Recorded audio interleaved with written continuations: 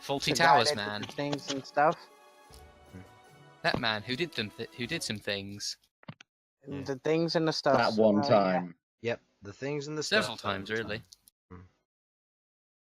Yeah. Yeah, the I whole like that comedy guy. collective. What was it called? Minty Portsmouth. Now I'm just confused.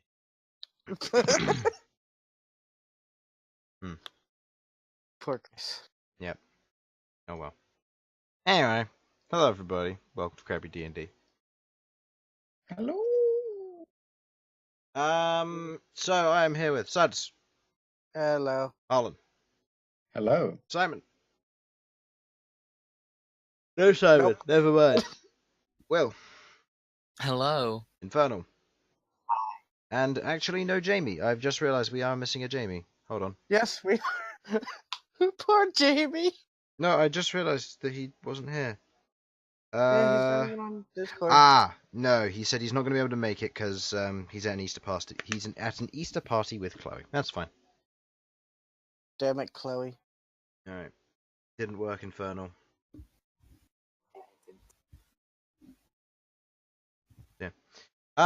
So we are missing, as you can probably tell, other than Simon, who is technically here, we are missing a Sam and a Jamie. Jamie, as I just said, is at an Easter party. Sam is taking some time out from burnout, which is understandable.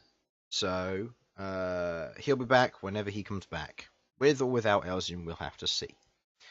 So, usual announcements. Fuck BT. Fuck BT. Yeah, they're unpredictable pieces of arse. So, yeah, that's all I can really say about them. Thank you to Snow for all the artwork going through. Thank you to Tabletop Audio for the free service you provide in terms of sound. Any combat maps like this one, there probably won't be any, were made in Dungeon Player Studio, and any more detailed maps like this one were made on incarnate.com. Go and check all the respective things out. And I'm going to begin because I want to get this started. Woo. So, last session, our party of adventurers. Can't even remember your guys' names, so I'm just going to say they were continuing on with their kaiju fight. And if you didn't watch it, go back and watch their episode. It's episode 62 for if they're on YouTube. Hello, YouTube. It's like 2 months since I probably played this episode because I am a slacker and I don't upload them until I can be bothered. So yeah, it's a nice start. So we have, if I believe from the rankings, we have Razortail being run by Malcom and his team, currently about to face off versus Collapse, who is going to be run for the sake of the other team and other people enjoying it. Excuse me. They will be running Collapse. And I will get into that shortly. So, with the two of you in place, Sudz, if you could make me a few, I'd like you to make me a D20 check, just to see how well your changes apply. Okay, 13. Good change. They seem to apply relatively well. And the addition and the altering that you have made, I'm just going to read if there was anything else you added, because I think you sent me another message after that. The rest of it was to do with enchanting. That's right. Yeah. Yeah. So from what you can tell... 1 second, I'll be right back. Yeah. From the change you make, the crowd is riled up, some on-abouts take place, Rook and the others are going about their business, and you are preparing for the fight. So, as Razortail, the large, strange snow kaiju-like creature, the cross-like head with the open mouth below it, 6 legs and arms moving it as it walks along the ground in a fast posture, 3 tails whipping behind it, now heavy and weighted with a few extra spikes and layers of snow and ice, allowing it to bludgeon with a little bit more weight behind it. Probably slowing it down a little bit, but for the speed that Razortail has shown before, it can probably outspeed most other things.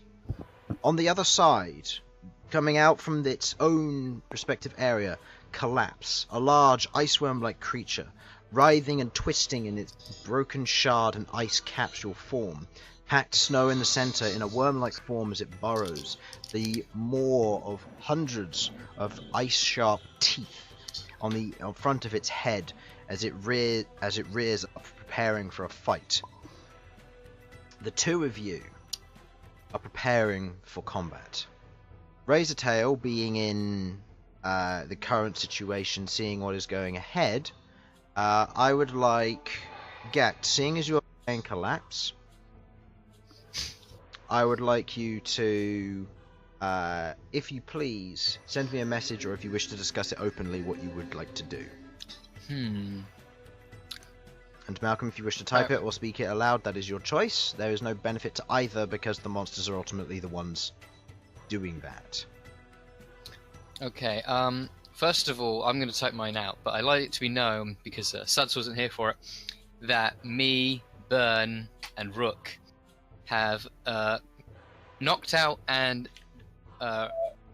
strung up the enemy team who was manning Collapse, and then I cast Great Illusion on the three of us to make us look like them. So we've taken their place for some crime. Okay.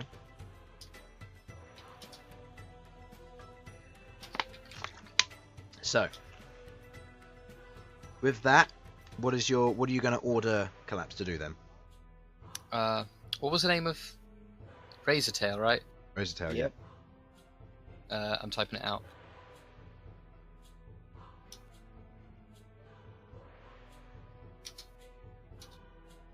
Yep. Alright. So, with the two of them preparing, Razortail preparing to move out quickly, claws slightly burrowed, waiting for the signal to move, and Collapse waiting for its first order for it to go into its fighting phase and to do what it needs to do. Oh, fuck, As you they- spell it. As they both prepare. Don't worry about spelling, I'll probably understand it. And if I don't, I'll read it aloud and we'll see if anybody else gets it.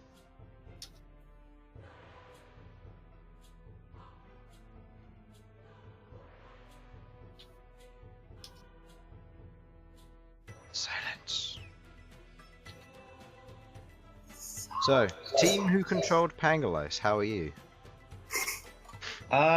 Consisting of just Sasha at the moment. Yeah, I'm just like, huh. I mean, I don't think there are any that I could take over. Like personally, I don't have the illusion magic for it. You don't need to. It's there is no Ghaakt interfering unless he really wants to. In such a case, I know. hope you enjoy a criminal record. But It's just for the fun. yeah, it's just for fun. So what Sasha is actually going to be doing is just going to start advertising the tavern thing. Oh, I know it's a bit chilly out here. If anyone wants to come by the tavern, we've got some lovely warm mulled wine and nog. Okay. With you proceeding to do that, you watch as the first order is given, as the shout is given. Malcom across the way giving the order to prepare to engage, as Ghaakt gives the command, or Will gives the command to Collapse to try to encircle its foe. As Collapse prepares, Collapse coils itself and shoots forward with a strange speed as it does so. However, as it moves forward and begins to encircle, Razortail is ready for this. With a simple movement, it darts out to one way, finding a simple gap which it slides under, bouncing off of one side of it and swinging with its tails down against Collapse's side. Collapse feels the impact as three tails, now heavily weighted, crash 1, 2, 3 into the side of one of the segments. The segment cracks, the ice around the outside seemingly weakened from previous fights and that similar design. As Collapse attempts to swing back up to try and counterbalance and go in for a swing, Razortail jumps off, completely unhurt, unharmed, standing back on the ground and showing that its speed outwits the movement of Collapse quite easily. As Collapse is currently damaged and hasn't managed to land any hits yet. What are your next orders? Collapse, seeing as you lost that, I would like you to give me your command first. Well, Bern, got any ideas? I'll type. I mean, it doesn't matter. You're announcing yours first, so...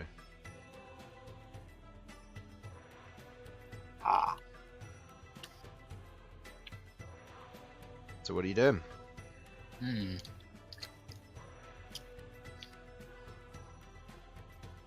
Wait, no.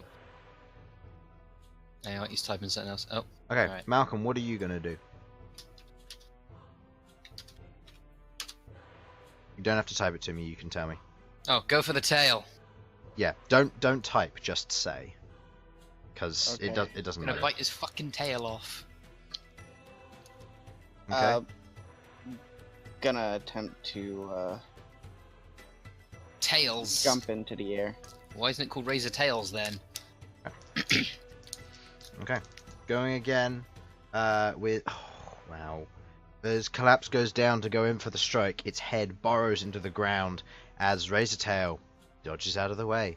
Preparing for this, Razortail has jumped into the air over top of where Collapse is. As Collapse arrives to flick, the three tails meet with the center segment again, cracking as the ice on the outer portion of that one segment shatters into a series of pieces, as now the packed snow on the inside is exposed from this central segment. With Razortail's orders to continue assaulting it, Collapse begins to panic. It writhes, spins, and moves out of the way, but not before damage is done. Razortail's claw catches against the side of it and tears through a portion of the packed snow. Rolls to one side, grabbing the snow and a little bit off-put as a tail swing comes in towards Razortail. Razortail, unfortunately, being just knocked to the ground, is unable to move in time, and with one of the attacks striking against Razortail's side, Razortail is sent flying. Skidding across the ground, Razortail comes to a standstop. Damage over the majority of its body, one of its tails falls off, and the snow begins to repair. Okay. Right. What are your go. commands? Again, Collapse, as you lost that round, what is your command? Keep going for those tails. Munch them right off. Go into the ground. Feint the front, but then go for the back. Okay. And Razortail? Razortail is going to try and anticipate what the next, where they would try to strike next, and try its best to try and counterattack with a claw this time to the same portion that's been getting struck. Okay. With that, as Razortail stands there and tries to anticipate this, the smart nature of Collapse and its natural ability to predict what is going to happen in combat and making the just decisions, it performs a feint. Razortail moves out of the way, but not in time. But realizes just as the moment as the body swings around, slams into Razortail as another tail is lost, another one of its temporary lives. The heavy form of Collapse striking against it. Razortail now not really knowing what to do, not knowing how to predict properly for being a speed type instead of smart, stands there and tries to repeat the same thing. This time Collapse burrows down on it, head spinning and whirling. As it does so, Razortail moves out of the way, but not before it's being nicked along the side. Damage to one side of it and one of the legs is lost. But the tail doesn't fall off, not to repair this damage. It was only a minor hit, but it was enough to give an opening for Razortail. As Razortail swings in, going for two claw strikes against the centerpiece, the packed snow gives way to what looks to be a hardened, icy core. Something that hasn't been seen on Collapse before. You get a sense that this is probably Collapse's core. What are your commands, each of you? Razortail, as you lost that round, go ahead and give me your command first. Gonna try to going to try and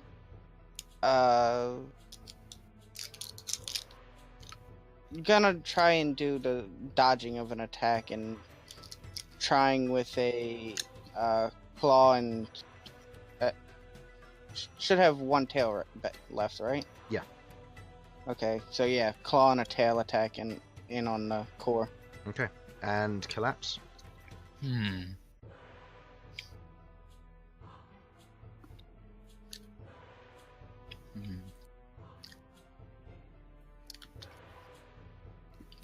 Infernal, you can just tell me. Yeah, Infernal, you don't need to type. It's a lot faster to just say. Typing. Maybe protect the core since it's exposed. Potentially, I do have a secret plan, but for now, play on the defensive and protect the core. Okay. With our large wiggling body. Okay. With the core whirring, and as Razortail retreats from its advantageous position, Razortail jumps back away from Collapse as it begins to spin. No damage is done, but ultimately the two of them play the defensive maneuvers.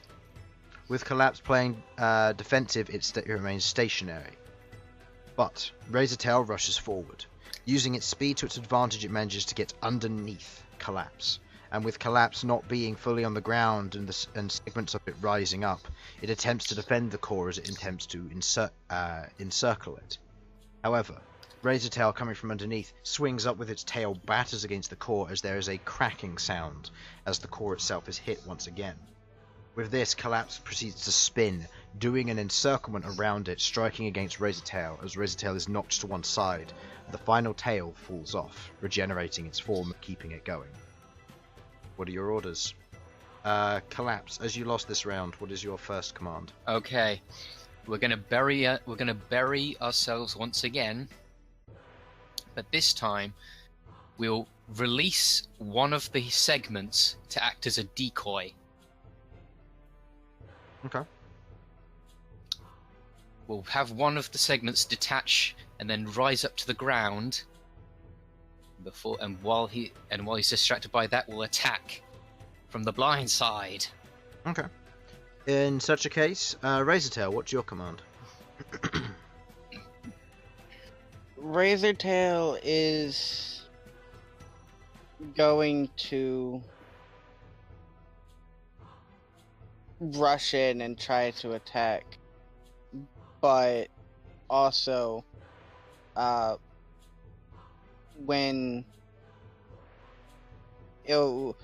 if something is to occur, it is prepared to sacrifice one of its extra arms or legs. Okay. In such a case, the two of you acting in tandem, Collapse begins to burrow into the ground. As it begins to whirl and burrow, its head going first, and it begins to dig into the ground, Razortail rushes forward. With a burst of speed, and outspeeding Collapse's burrow, it goes up, and with both of its claws and its bite, grapples, cracks, and tears away the outer shell. As this happens, the remainder of the tail, the last two segments, disconnect. Not by your choice, however. As they fall away, the two of them crumple and dissipate into snow and ice. As the core, the last segment of it, is left stranded by the head and the main torso, which is now underground. Being unable to disconnect any of it without burying the core and the head being worthless, your strategy falls apart quite easily. As Collapse needs to come up and surface, now knowing that it can only do damage and it can't just remain out of sight, it comes up.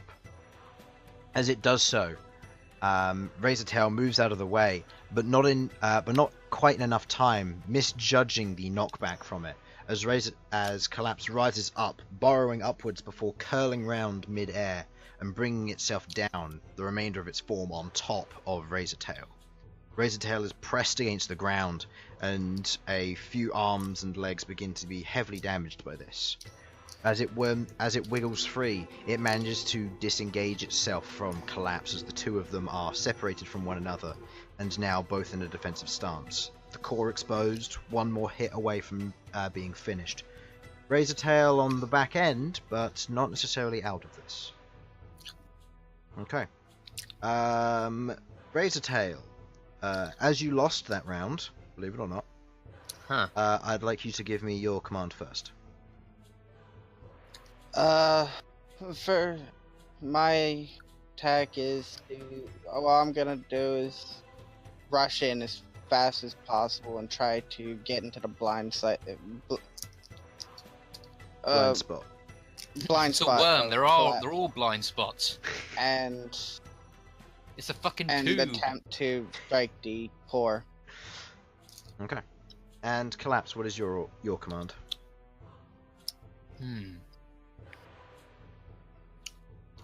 Can we spin with enough speed to cause a snow tornado? With more segments, yes. With more segments, so not with the amount of segments we Not have. with the amount of segments you have. You have three. You have Damn 2 it. segments and the core, which is very exposed. Kind of wish we did that first. That would have been awesome.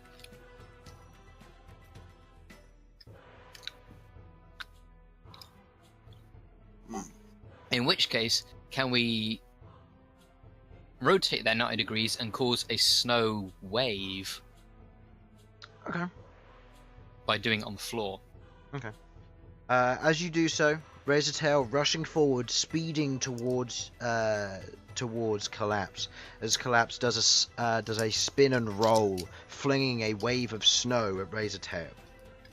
For the moment, the crowd gasps as they think Razortail is buried before one of them spots Razortail slightly gliding through the air, coming down like a panther straight towards the core. Yes, Razortail lands, goes in for a swing, but Collapse just about manages to spin the core out of the way, taking a hit to the side of its head, but otherwise keeping itself in the game. With it now facing towards it, Collapse begins to spin, attempting to burrow itself into Razortail. But Razortail's too fast. Moving to one side, dashing around and going for a single strike against the core is shattered and broken. The rest of Collapse begins to break down, and Collapse fades. Razortail has won. You only won because we softened it up in the last round. Says Ghaakt from the stands, who is also the owner of Collapse. I mean... shit. And Bern leaves. Yeah. You're on your own now. Okay. With Malcom and Razortail moving on to the final round, would you like to modify Razortail in any way to compete against Snokadile? And Team Snokadile, consisting of Simon and Harlan, would you like to modify Snokadile, knowing that Razortail is going to the final? Simon, you're going to have to take I a second. I'm just about to head for food quickly, but I'll be back. Is Simon here? I don't think Simon's here yet. Okay, if Simon's not here, I will run Snokadile. Because both of that team are gone. I don't know what Snokadile's like. Standing up crocodile, heavy icy scales on the outside of its body, jagged and strong. It has the ability to stop most creatures, and it Okay, I'm back. decimated most forms, breaking them. If and you look at the taking them chat, down. you'll notice I posted a bunch of pictures of King K. Rool. Okay. Yes. So King K. Rool, except he's not as Wait. tummy round Chunk. Where? in Dawnseekers. In Dawnseekers. Just You scroll know up a what? You know what? Killer Croc. Yeah, Killer Croc, go with that. You know, Oh, that. whatever big sexy crocodile Okay. lad you want it to be. That Harlan, thing. did you say you were heading off for dinner? Yeah. If you're going to head off for Sort dinner, of. that's fine, because Simon's not here, so I'll run Snokadile. I'm good for the moment. I just know that it's going to be happening soon. Okay. Do you want me? Am I okay to just run it anyway? Just because. I mean, it's not like I can roll dice, so like if I think of anything, I'll mention it. Like, Yeah. If you think of anything, throw me the mention on what you want. If you can think of a command on a quick, snappy basis. Okay. Going to be adjusting the tails to where they're no longer weighted anymore, but they're more like hooks. With most of these, unfortunately, you do have to rebuild the tails just because of how Yeah, I'm Razor gonna Tail is rebuild made, it. so rebuilding them yeah. with hooks is fine. Okay. Yeah. In such a case, You go into the first match. You see Snokadile is heavily plated, same as before, very defensive and ready, prepared. As Snokadile stands there, looking over, the nod is given and the round begins as the match is declared. What is your first order? The first order is to rush in, but not necessarily go for an attack. Its goal is to try and trip up Snokadile with the hook tails, trying to make it fall backwards instead of forwards. Okay. In such a case, going for the first round, would you like to be the white die or the black die? Let's go with black. Okay. Going into the first section, Razortail rushes forward, speed behind it. Rushing forward and using that speed proceeds to dart round to one side, similar to how you previously fought the Displacer Beasts. The form of Razortail just moves around, slightly blurring with the actual snow itself, as the snow is kicked up. Snokadile watches and waits, slowly turning and shifting, but unable to keep up with Razortail's speed. Razortail, using this to its advantage, rushes forward and goes for an attack. It hits the back of Snokadile, and Snokadile isn't prepared, but unfortunately the tails, as they are hooked, clank off the outside of the icy carapace of Snokadile, as Snokadile is still heavily plated and hard to get to. But I thought its legs would be less so. That's what I'm trying to do, hook its legs. Oh no, it's super strong though. Either way, this thing's a brawn type. Taking it out isn't going to be easy. As the attacks go in and they bounce off of the outside of it, Snokadile goes for a swing round with its fist, trying to land an attack, but with the speed of Razortail backs off, dodging any damage. No initial damage done, but a good test of each other's abilities. What is your next command?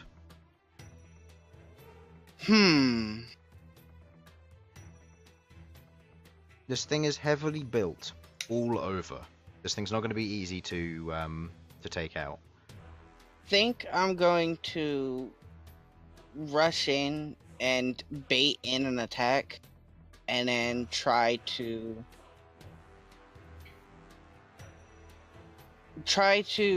do any kind of damage I can to any of its softer bits when it's basically kind of like expended itself on an attack. Okay. In such a case, as you give the command to make the opportunity, Razortail rushes forward, going in for another attack before darting round, creating that same smokescreen. This time Snokadile goes for the attack, thinking you won't try it again.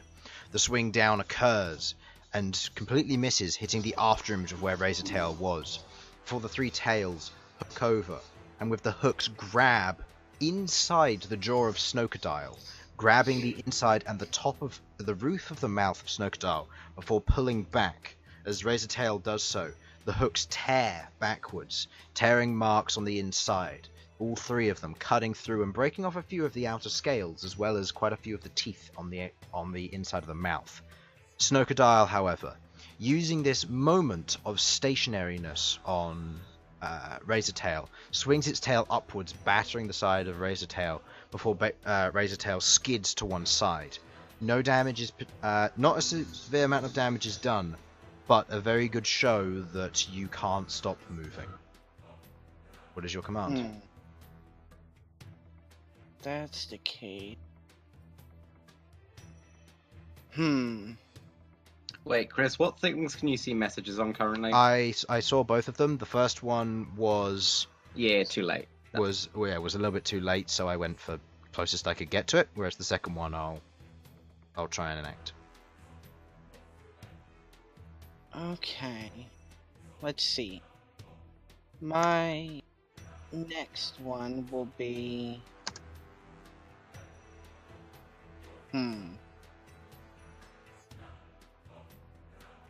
Next one is going to be trying to wear down its defenses. It might be a brawn type, but there's only so much damage that a brawn type can actually be able to take.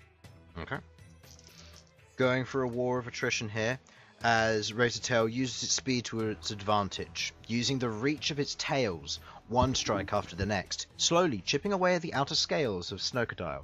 Snokadile waits, every now and then going in for a swing, but ultimately unable to land any hits. Tail swinging by, Razortail simply jumps over it, avoiding any severe damage. As this fight continues, a few chips begin to occur. The tail of Razortail isn't built for attrition as much, and a few bits of the chipping on the outside of the tail begin to come off, same as how the damage to Snokadile is slowly but surely being done, as the two of them aren't trading blows, but damage is being done to both sides. As this continues, Snokadile goes in for a grab, reaching in with its bite and arms, as it thinks that it gets a grip on Razortail, who darts down, and with its very quick speed moves under its arm, and with the three tails swings against the back of the neck, leaving a slightly more vulnerable point, tearing off a few more of those scales before backing off and getting into a defensive position once again, a distance outside of Snokadile's natural range. What is your next command? Okay. So just to clarify on It's what's happening got- with the tails, you are winning the battle of attrition, but eventually your tail weapons will break. Not Yeah. break as in snap and fall off, is in your ice coating on the tips of them will break. Which then means they won't do nearly as much damage to the outer shell of Snokadile. Yeah. Where's the more vulnerable point that I made in Snokadile? Just below the ridge of the neck on the left side, so near to its left shoulder. Okay. So, what I want to do is I want to, on the next charge going into Snokadile, I want to use the tails. I want to have the tails be dragging along, but in such a way that they can be able to gather up snow, and when it gets close to Snokadile, throw the snow in the air to try and create an opening to go for that spot again. Okay. Going in for this, as you prepare for what is to come, you, moving forward, dragging the snow behind, throws the snow forward, seemingly catching Snokadile off guard. The Snokadile pulls itself into a defensive position, not knowing where the attack's going to come from. The tail from Razortail swings up and goes for a strike against that weak point. Snokadile's arm instinctively reaches up, grabs the tail. In the current position, Razortail isn't able to break free, and with this, Snokadile swings the tail round, slamming Razortail onto the ground in front of it. Now Razortail, not being able to get away, has to break off its tail in order to get away, or is going to have to potentially sustain some damage. With this choice being made, Razortail makes the just choice, as a heavy swing and bite are coming in for the back of Razortail. It purposefully snaps off one of its tails in order to dodge out of the way and move out. As Snokadile's attacks miss and hit the snow before it, it stands back upright and goes into a slumped, stanceless position, arms hanging down at its side, glaring at Razortail. What is your next command?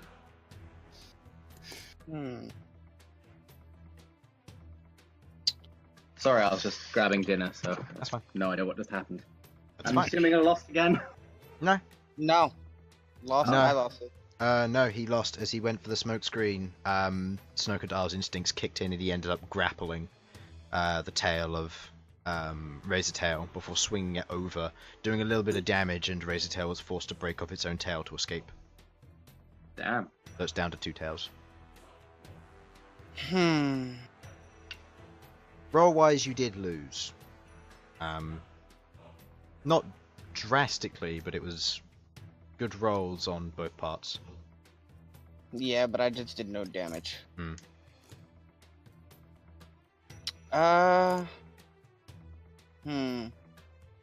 Going to...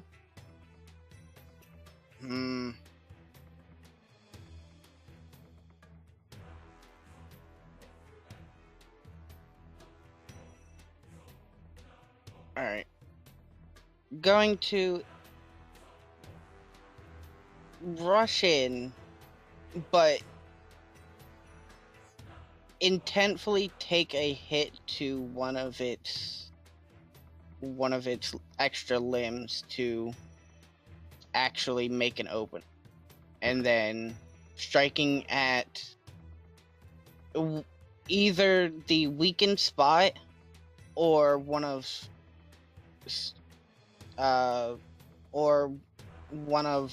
Snokadal's arms. Okay. Using this, Rosatail rushes forward, goes in for the strike with one of its extra claws. As it does so, Snokadal reaches up to strike it, and Rosatail manages to duck that extra limb just out of the way in time. Snokadal overswings, swinging over the top. As it does so, Razortail's two remaining tails clash into the back spine of this, and running underneath, manages to pull and flip Snokadile, as Snokadile is pulled with the momentum of this, spinning onto its back. With this momentum in place, Snokadile is now found on its back, trying to clamber itself back up onto its feet, as Razortail comes in for a second attack. A bite attack, reaching up and biting the throat of Snokadile as the two tails come in again, striking at that same spot on the back of its neck, now severing any real defense there. The ice and the outer shell of that neck portion is broken and taken out. With this to the advantage of both sides, Snokadile goes in for a upward reach to try and grab the mouth of Razortail, as Razortail ducks out of the way, pulling the two tails with it. Snokadil's tail swings round, just clipping the limb that is now a little bit more exposed from that feinted attack. Does very minor damage to the extra limb, but seems to have made a very minor trade for a very major amount of damage that Razortail did. What is your next command? Is Snokadile still on its back? Snokadile is now on its front and just getting up. On its front. Okay. Razortail's gonna rush in and try to use the momentum that Snokadile's using to lift itself up to try and knock it backwards on its back. And try and put some major damage into the weak spot when it gets knocked over. Okay. As this occurs, Razortail rushes forward, expecting Snokadile to stand back upright and get into a steady position. Snokadile's back legs coil down as it rushes forward with almost a horizontal exact movement parallel to the ground. On a low sweeping attack, Razortail doesn't have time to act. As Razortail goes to move out of the way, the teeth and claws dig into the outside of Razortail, catching Razortail completely off guard. As a tail is sacrificed and it manages to break itself free, Razortail rushes to one side, severely damaged but repaired due to the fact that it sacrificed one of its tails to do so. As it uses this understanding of Snokadile's intelligence to these kinds of attacks, Snokadile stands back up into a more prepared position, a traditional position, as Razortail rushes forward, dives to one side using that same smokescreen technique before dashing the other way. As Snokadile is trying to follow its movement to see where it went, the remaining tail comes up and hooks into now the packed snow, tearing through it, leaving a good groove through the neck. Another one or two attacks of that kind could sever its head, but you've still got a little bit of heavy ice and packed snow on the front to work through. As that continues, Snokadile looks around, now knowing where the attack came from, and proceeds to attempt to try and follow you. What is your next command?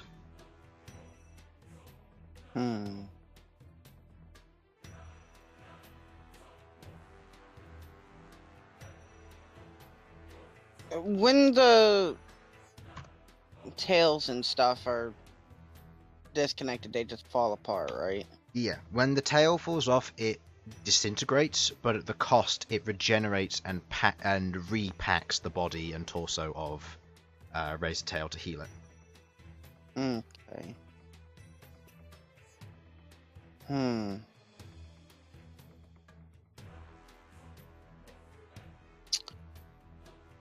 Going to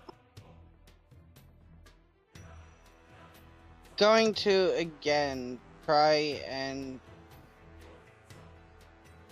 bait in an attack and try and do a counterattack, trying to again strike at the. No, at this time it's gonna try and strike at one of the arms to try and throw off Snookadow. Okay.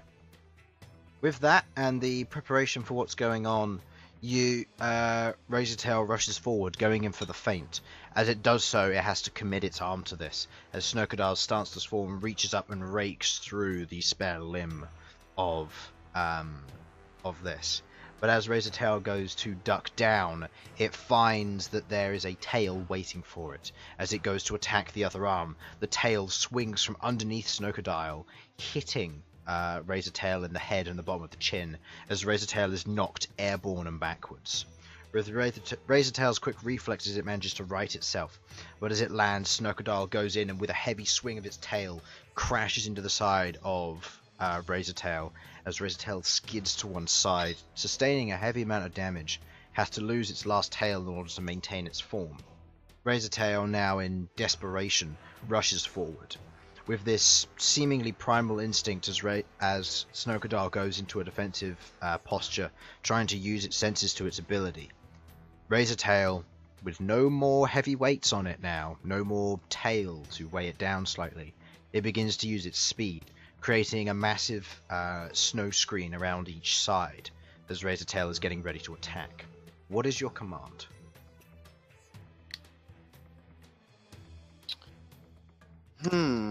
You currently have the cover of the snow screen, and Snookadow doesn't seem to know where you are.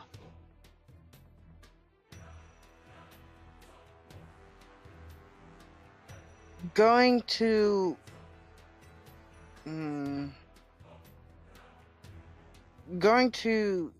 try and kick like a big chunk of snow through the snow screen itself to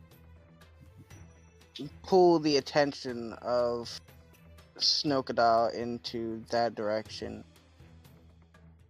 Okay. And yeah, and in doing so, trying to once again create an opening.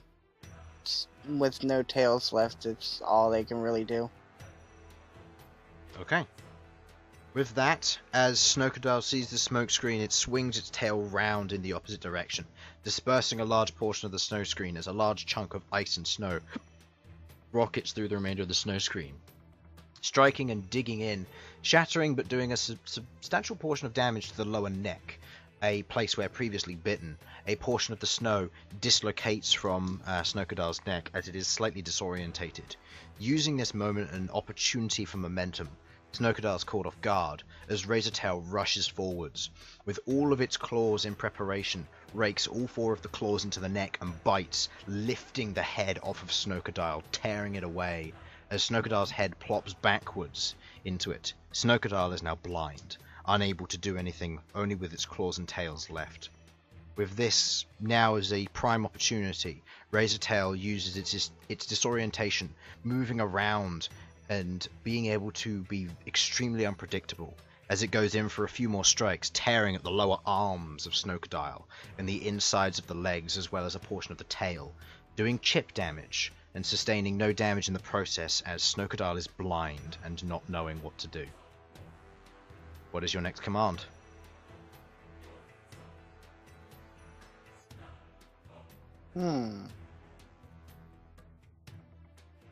You would have previously known Snookadow can live without its head, as can most of the designs. It's more a matter of you need to destroy the core to fully destroy them. Okay, so the core would be inside of it.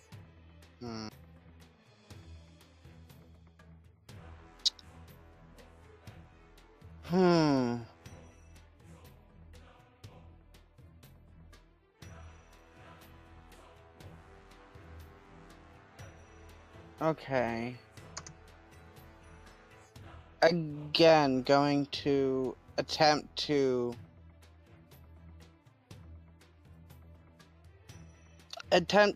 use kicking of snow to the advantage of it being blinded, and going to be instead of doing it once this time, it's gonna do it 3 times and then strike at the chest of Snowcadile. Okay. Going into this, Snowcadile is blinded, unable to know what is going on. With this, Snowcadile begins to relax slightly, seemingly waiting for an opportunity. As a large ball of snow hits against the side of it, it doesn't seem to react. Same again with the second one. But as the third one comes in, striking against that weak point on the back, roughly where the head was severed, it swings with its claw around and attempts to hit it. As that happens, Razortail goes from underneath and carves a very thin but still damaging groove from the lower armpit across the left side of the upper breast before leaving its attack. Swiveling around, Razortail uses this slight advantage to try and get momentum up. But Snowcadile was ready. Preparing this as an opening, both arms come in and they grapple around Snowcadile, around Razortail again, holding Razortail in place. Razortail has nowhere to go. With this, Razortail goes in and prepares itself. It uses this to its advantage. Knowing that the only other weapon at its disposal was the tail, it uses its 2 legs to wrap around Snowcadile and ends up pinning the tail in place, restricting its movement, as it proceeds to use that stump and tear downwards, from the stump of the neck down the torso, working its way towards the core, before it begins to scratch out. Snowcadile, realizing it can't do anything, releases and pushes off Razortail. As Razortail is pushed back, maintaining no damage, there is a very exposed and scarred and damaged Snowcadile's torso, as it realizes this isn't going to work.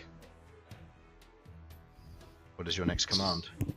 So, did I find the core? You haven't found the core, but you've done significant damage to the torso. Okay.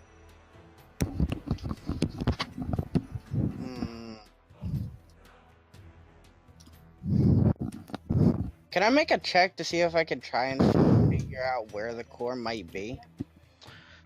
Go ahead and give me a insight check with disadvantage.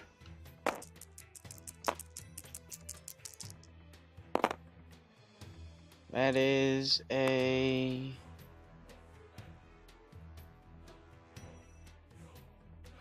Come on. You do the same. Are you proficient in insight? I'm not totally sure about that. This one pulling it up right now. Chris, I'm leaving this one for you. I don't know enough about Snowcadile to really make a thing. That's fine. Yeah. Whenever there's not an answer quick enough or you don't know enough, I usually just respond as it would. 12. 12. Looking at it, it's probably in the torso. It was the most heavily armored and the easiest to protect location. That would make sense, but you aren't sure. You can't see it, and there's no signs of where the power may be coming from. There's a lot of response coming from its tail, which suggests that it may be lower down than heart height, but you aren't sure. Okay.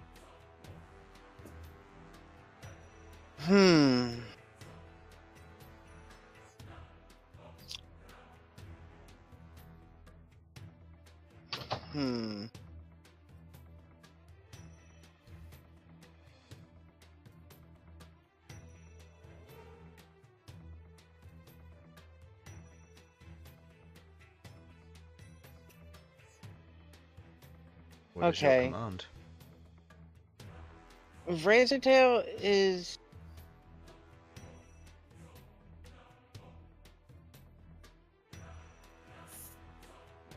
Okay, Razortail... There's not really much that Razortail can really do besides getting close. So Razortail is going to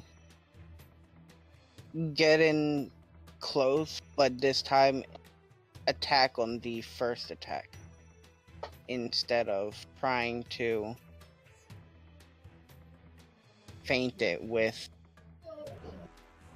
the snow. So it's gonna go straight in for about the lower stomach area. Okay. Using Snowcrocodile's blindness to your advantage, Razortail rushes forward. Using its speed, it rushes up. Snowcrocodile waits for a strike, and then it feels one. As a heavy strike and blow strikes into its lower torso near where its abs and stomach would be. As the claws rake through it, you see what looks to be a shimmering of hardened ice on the inside, the shell to a core.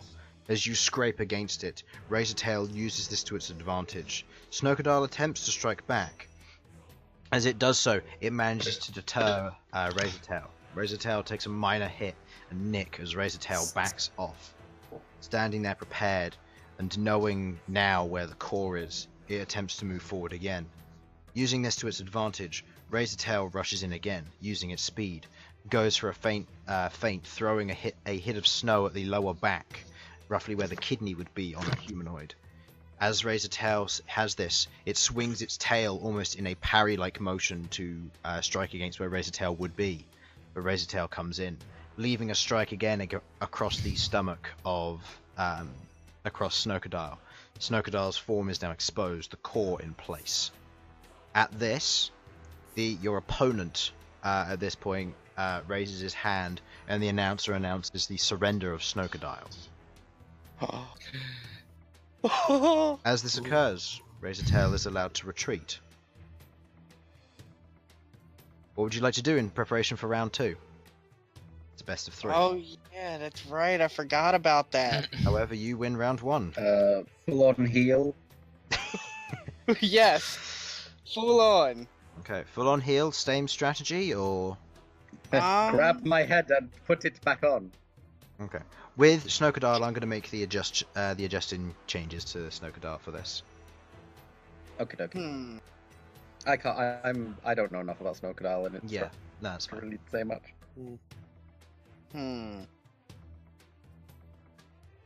I think instead of having the extra pair of limbs, I'm gonna add in an extra pair of tails. Going for 5 tails. Actually, no. I mean, that would give Gonna you go 5 in more for- lives. I'm not sure. It would give him 2 more lives, but it would slow him down. It Aye. would. That's the main thing. When Razortail limbs has no also help, tails, though, really? Razortail is much faster. What if we put like a buzzsaw in like the chest cavity so you can like grapple with the 4 limbs and then just hug it to death? Shit, that's what we should do for next year. Yeah. Uh, But with with less Just tails, one you tail, move like Trevor faster. or something. And you go. I call it the lumberjack. What were you gonna The do with Razortail? Canadian bear hugger. I'm gonna add in 1 extra tail, but change the tails so instead of being hooks, they're more like blades of ice. Okay. Okay. So it can easily be able to cut in through the softer portion. Through the softer portions of snow. Okay. And still going for the almost hook-like design of the other bits. Yeah. Okay. Going into the next round. Oh, by the way, give me a d20 check. I'm going to say with advantage because you came out very much on top for that one.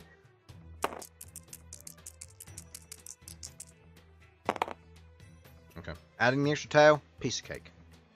And making sure that you're on full standing seems to be good. As you see Snowcrocodile enter from the other side, Snowcrocodile still seems to have a little bit of battle damage on it. Its arms have been mildly repaired. British potholes. Just going to say that. That should sum it up for anybody who lives in the UK. And most of the people in this chat, I think. Its neck seems to have been rebuilt. It is heavier, and the inside of it seems to have almost like an apron-like ice sheet. A singular ice sheet.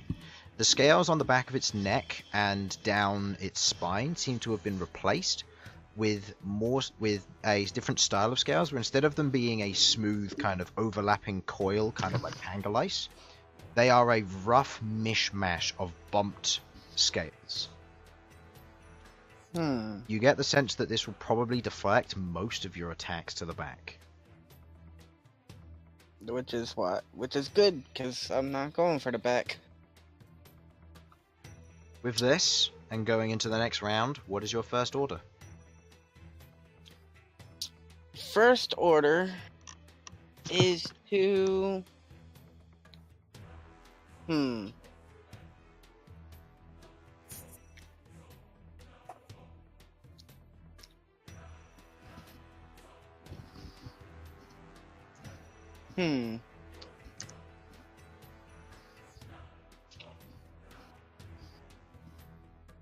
Just gonna let you in on I'm gonna a play secret the here. long... Just gonna let you in on a secret here. The faster you come up with an option, the less time Harlan has to come up with a plan. What I'm gonna be doing is I'm going to be Razortail's going to be staying gonna try and stay pretty far away and use its tails to chip away at the legs. Going to try and get the snow in the legs to be out of the way, trying to cut through the legs. Okay. Beginning this round off, Snowcadile, back and prepared, ready and repaired, stands there as it waits for Razortail. Razortail rushes forward, same style as before. Snowcadile goes in for a fainting claw. As it does so, the tail swings round, but Razortail's ready. Razortail jumps over it, and using this slight momentum, gets out of distance as the back tail, the blade, slices into the side of the leg, leaving a thin groove and glancing off the majority of the plating. But as the tail is pulled away, Snowcadile spins and with a single jump reaches forward. Razortail attempts to move out of the way, but not before it manages to get itself on the back of Razortail. Razortail isn't held down, but Razortail can try and squeeze through, and it tries to do so. Not before, however, the two extra arms which are still on there are torn from the form of Razortail. Do you wish for them to be repaired? Hold up, can you repeat that? The two extra limbs that were there on from last round are torn off. Do you wish for them to be repaired or no? No. Okay. I don't. With all the tails intact, Razortail squeaks by, managing to pull itself free, making a slight nick to the leg of Snowcadile in exchange for the two extra limbs that it carried from the previous round. What is your command? Oh, hold on, somebody's in here talking to me. Okay.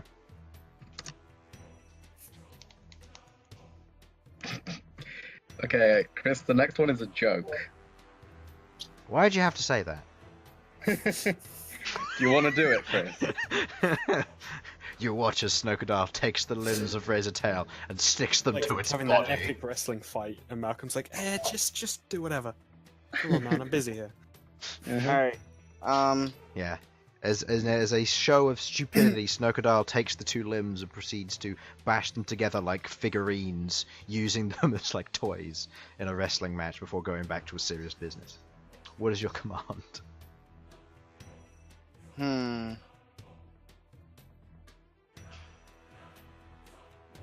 Seeing that Snowcadile is attempting to use feint attacks.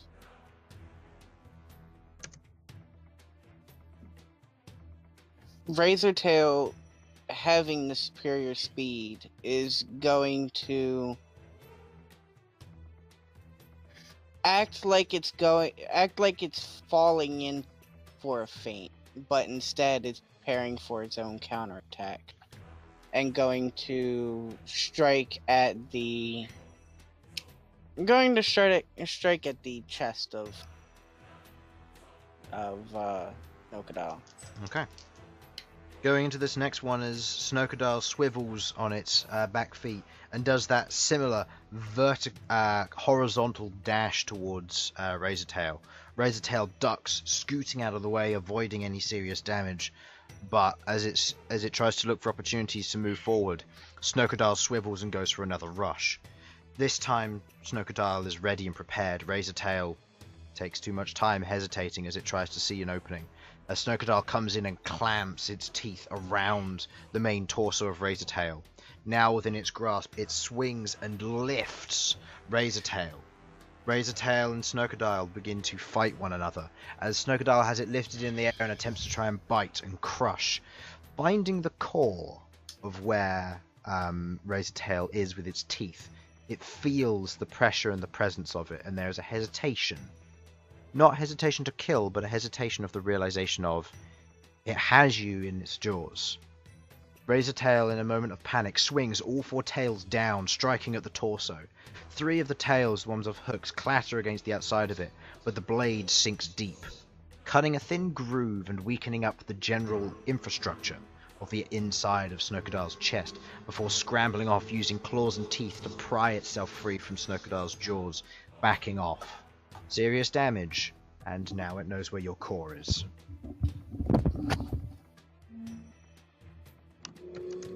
What is your next command?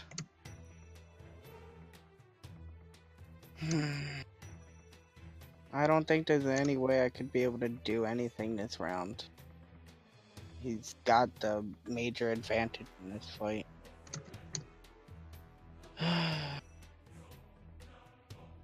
Is it possible to change the location of the core when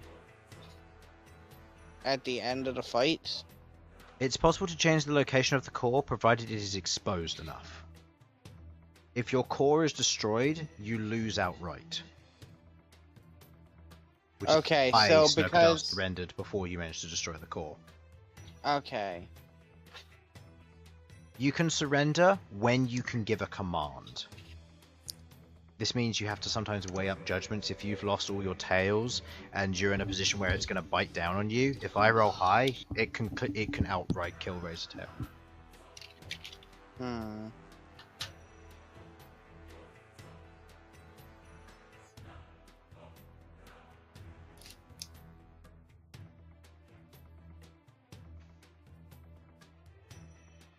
Razortail is going to take more of a...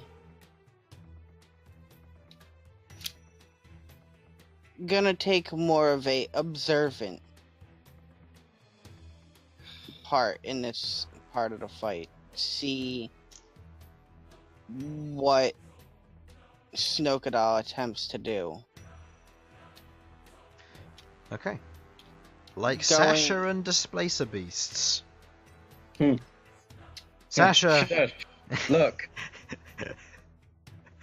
No one else on, though. We got to have like a minute of rest mid. You had a mid-fight. minute where you sat in a dome of fire as the Displacer Beasts prowled outside of your range, and you were like, we can't do anything. Well, technically, I'll be honest, he's not outside my... So, yeah. No, I know, but Snowcadile is melee range, so all you gotta do is outspeed him, which is easy for a speed type. So being observant and watching Snowcadile goes on the offensive. Snowcadile rushes forward to go for a strike. Razortail disappears out of the range of it. Using this opportunity to observe and watch what's going on, Razortail begins to try and find weaknesses in the outside of Snowcadile, trying to see where some weak points are. And it does notice one. A very simple but a very powerful weakness as it notices. Snowcadile looks around, unable to see where Razortail has gone, as Razortail is now in the blind spot of Snowcadile, right behind it, exactly next to its tail, a main point of balance. With this huge advantage in your favour, Snowcadile looks around and can't see anything, as all 4 of your tails curl round, claws and teeth bearing as well, break in, shattering the base scales on the back of the tail, tearing away at it, as the tail is left with very flimsy connections of packed snow as Razortail jumps back and proceeds to observe once again, watching to see what happens. As Snowcadile turns, the tail slumps to the ground, no longer able to swing it. It is now simply dragging behind Snowcadile.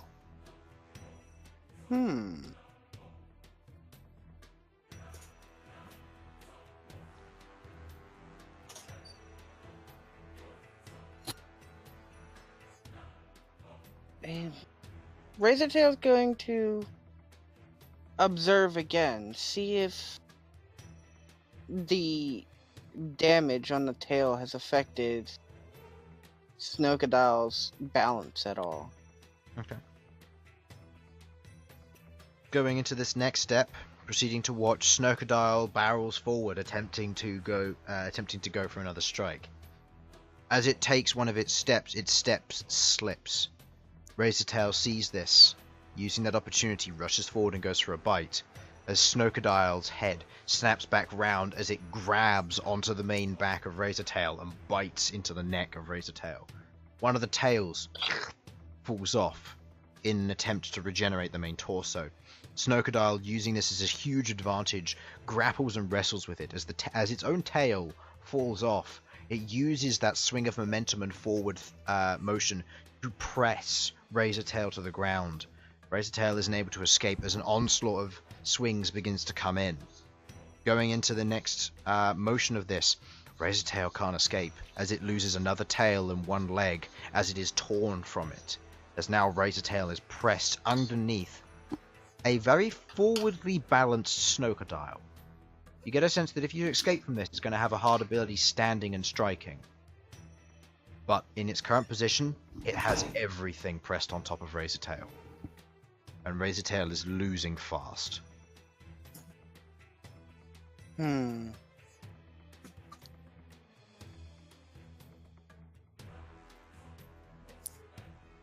Okay.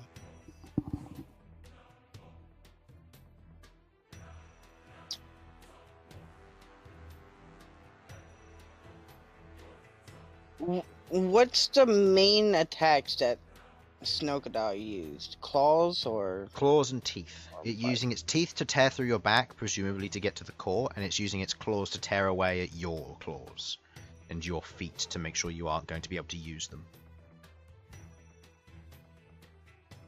Okay.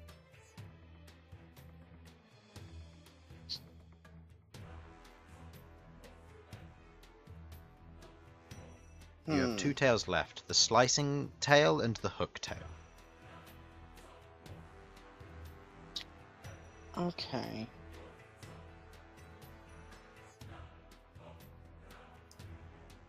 Razortail's going to when one of the claw attacks come in to strike, Razortail's going to attempt to shift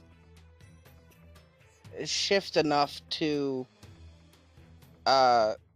cause Snookedale to tip in one direction to have its balance go that direction, use the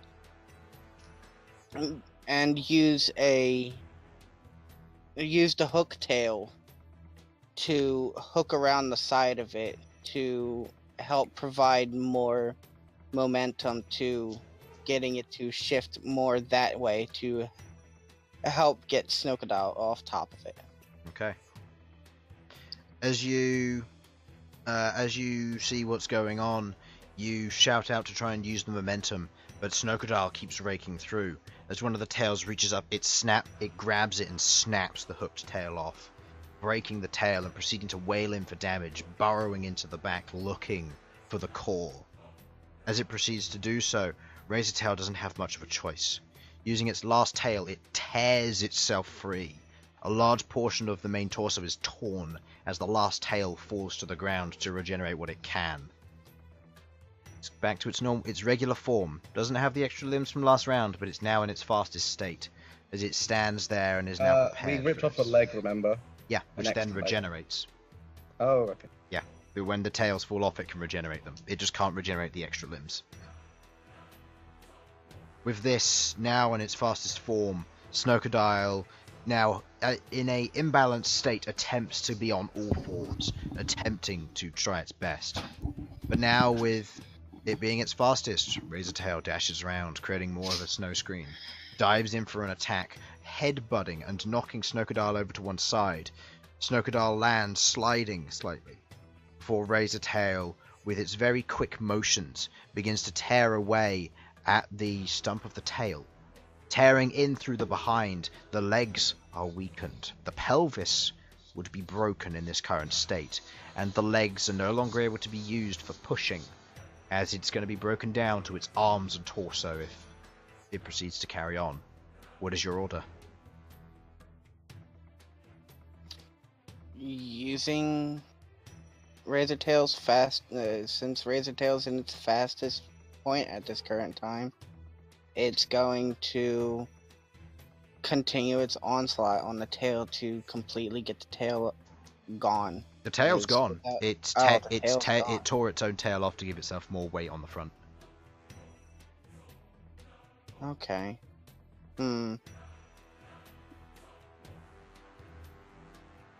So it's gonna move more like a turtle now? Yes, on all fours. Okay.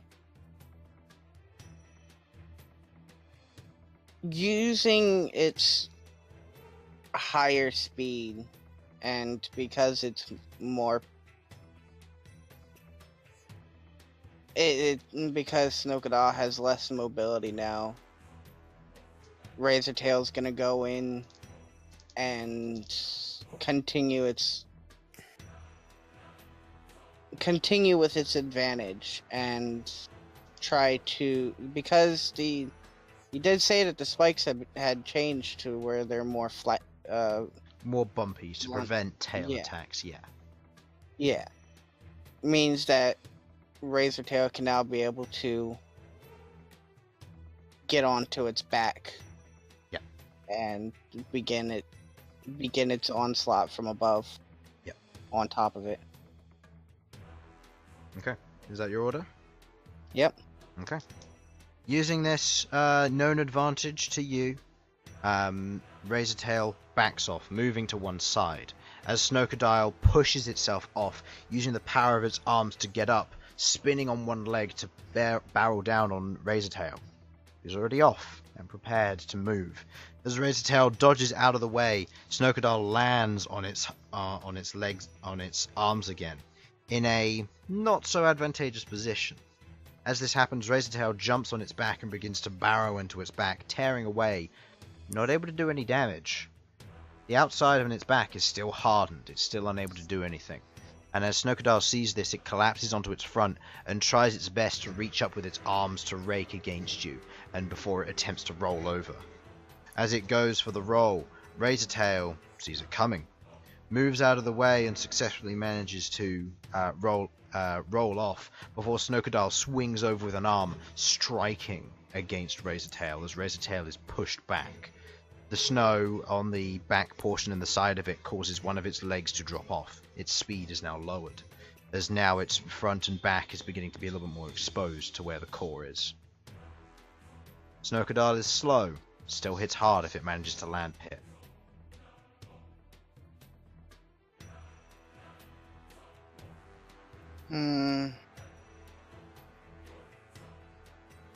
So, is it still on its back, or is it... It's now on its front, but then it's kind of pulling itself up, kind of like a push-up. Its legs are slightly weakened, and its arms are still as strong as ever. Okay. Well...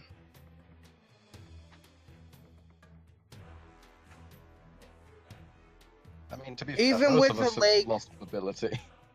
Even with Razortail's leg being missing, should have more mobility than Snowcadail. Most likely. I hope so.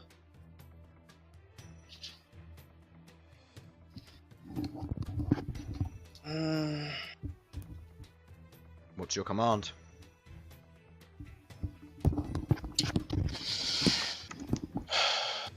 Man, the brawlers make these fights last so much longer. They do. Malcom raises his hand. He's giving up. Forfeit. Okay.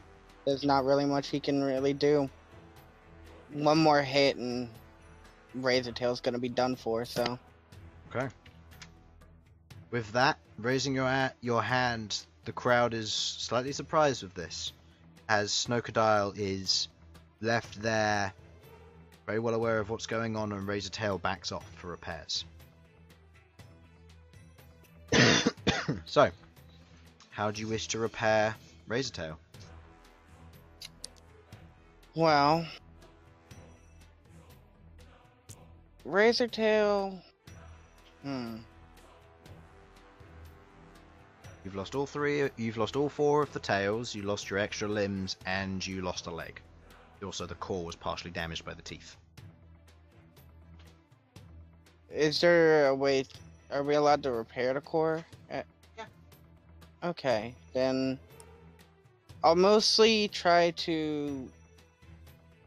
I definitely have to repair the leg and the core, and go back to 3 tails. But they're all going to be different ones. One's going to be a hook, one's going to be a blade, and the other's going to be the more weighted bludgeoning type. Okay, go for one of each. Okay. Give me a roll. 2 rolls for this, so just roll both of them at the same time. I'm going to say left one's core, right one's tails. Remember, getting below a 10 is not bad, it is still a success. It just means that there are going to be slightly repercussions. Well, there go the tails. So, the tails are made. Having to be made in a rushed manner, seeing as the next fight is upcoming. The tails are sufficient, but they are most likely going to end up being sacrifices. Their damage is not going to be as successful. The main torso and the core, however, reinforced and made into a stronger component. It's not going to be as vulnerable as last time. As you go into the next match, you see across the way, you see Snokadar coming back in. Same form as before. There are a few simple differences, however. The tail is more heavily reinforced. The legs are slightly heavier reinforced. And you can see the inside of the lower portion of the jaw seems to have a ice casing around the jawline. To give it a stronger bite. Probably.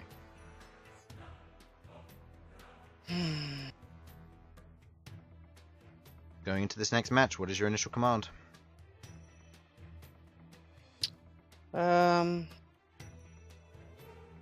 Initial command is going to be observe and react. I want to see what Snokadal plans to do. Okay. Using the observe again, you play cat and mouse. As Snokadile remains stationary, it stands there, and it doesn't move. It lowers its arms, and just begins to slowly rotate as Razortail begins to prowl, trying to find an opportunity. Razortail moves forward with a rush, using this as a feint attack. No intention of doing damage. As Snokadile swings one of its arms going in for the attack, it carves through snow. Not of Razortail, as Razortail is cleanly out of the way. But Razortail knows that this Snokadile is prepared, and if Razortail hadn't moved out of the way, would have taken that hit very sufficiently. Knowing this, Razortail moves forward, gathering snow on the hook's end and the edge of the blade, scatters it in front of itself, and goes for an upward attack, leaping this time. As Snokadile goes in for 2 cross chops with its 2 claws, before there is a sound as the bite of Snokadile snaps down.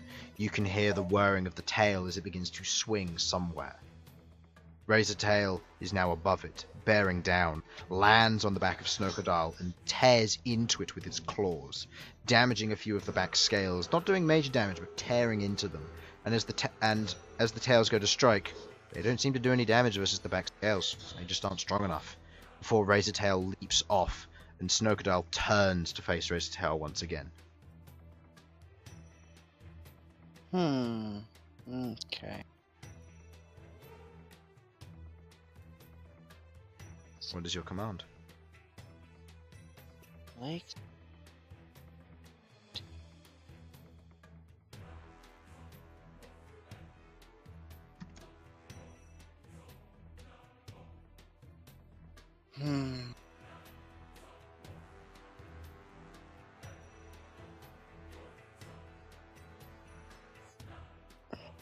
Oh, another thing to note, the damage it sustained from the first match that was badly repaired is now properly repaired.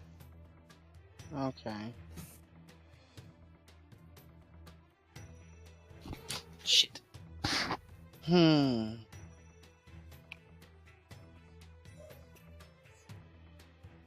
Razortail's going to try and keep his distance as much as he can. He doesn't want to get too close to Snookadow, because getting close means taking serious damage. But is going to try and poke and prod at the lower stomach of Snookadow to see if the core is in that area. Okay. Still. Using range to its advantage, Razortail prowls, keeping out of the way, making a few tail strikes here and there in an attempt to chip away.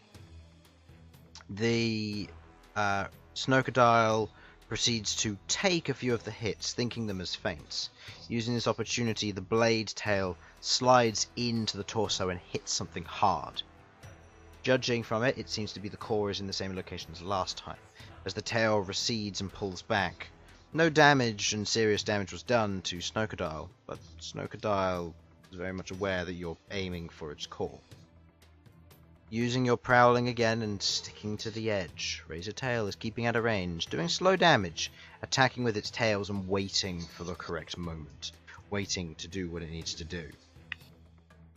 As it makes one of its tail attacks, Snookadow reaches up and manages to successfully grab the tail of Razortail. And as it pulls, it does something which it didn't do before. Instead of outright pulling as if to break free, it spins and with its other arm grabs onto the base of the tail, pulling Razortail within range. What is Razortail's command? Which tail is it?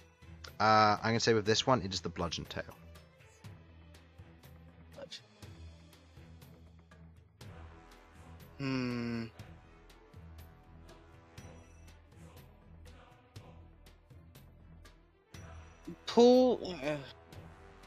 Snookadow pulled me in range.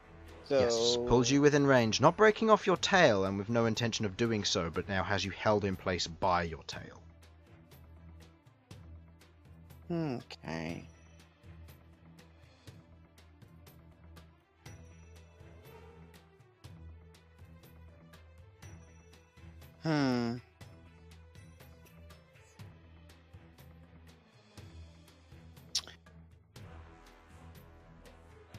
Knowing that the only attack that Snookadow can currently use is its tail,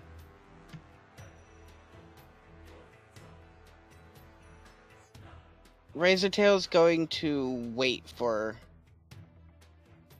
the tail attack and attempt to get out of the way before it hits. And it's going to attempt to free its tail by using the bladed tail to try and cut through the elbow portion of one of the arms. Okay. As this is all going through, you realise one fatal error. Snookadow has a mouth. As Snookadow goes down for a bite attack against the back hind portion of Razortail, it misses. As it bites down, Razortail lifts its back leg and with a simple scoop of snow tosses it into the mouth of Snookadow as the bite is soft against the outside of the back. With its head now very much locked onto the backside of Razortail, Razortail manages to dislodge its tail from the grip of all of this. Knowing that the tail isn't coming, spins around and goes for a series of attacks on the edge of Snookadow. And Snookadow was not ready for this. Relying on its bite to do the damage, Razortail rakes into it. The portion and the main place it's aiming is the core, as it begins to tear into the torso, raking against the inside of the scales and tearing a few of them off here and there. The tail begins to swing through, and this time, as Snokadal is prepared for this, Snokadal pushes back and swings in with the tail, and Razortail is ready for it. Dodges out of the way before an upward swing of claw rakes against the bottom of Razortail's jaw, snapping off a portion of the X-like shape as it flies to one side. Your bite is currently out of action. If you wish to sacrifice a tail, you may do so. Alright.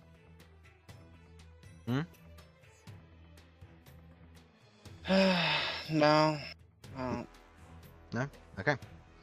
With Razortail now pulled back, taking a little bit of damage, but doing a serious amount of damage to the front of Snokadal, Snokadal forms a more defensive stance.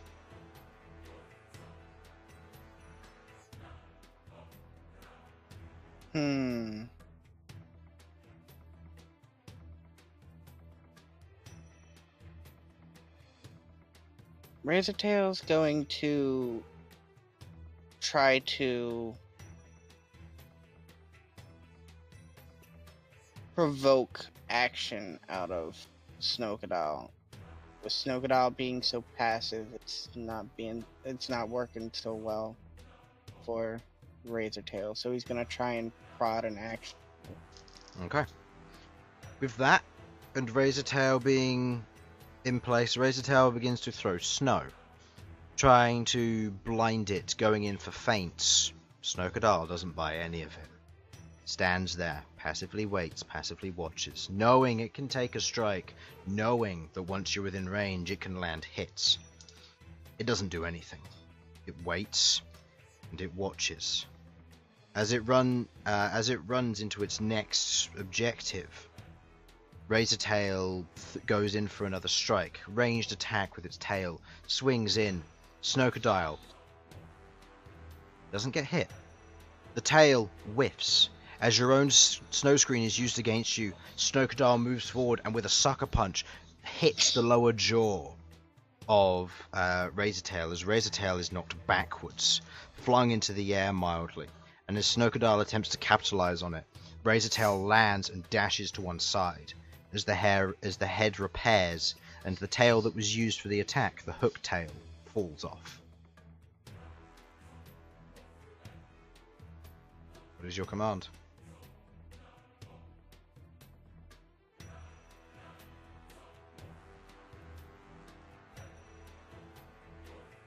Sudz? I'm just thinking.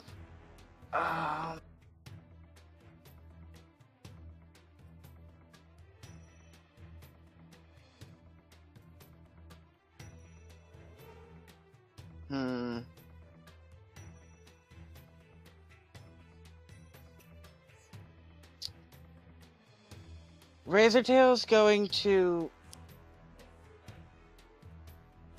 use the snow again.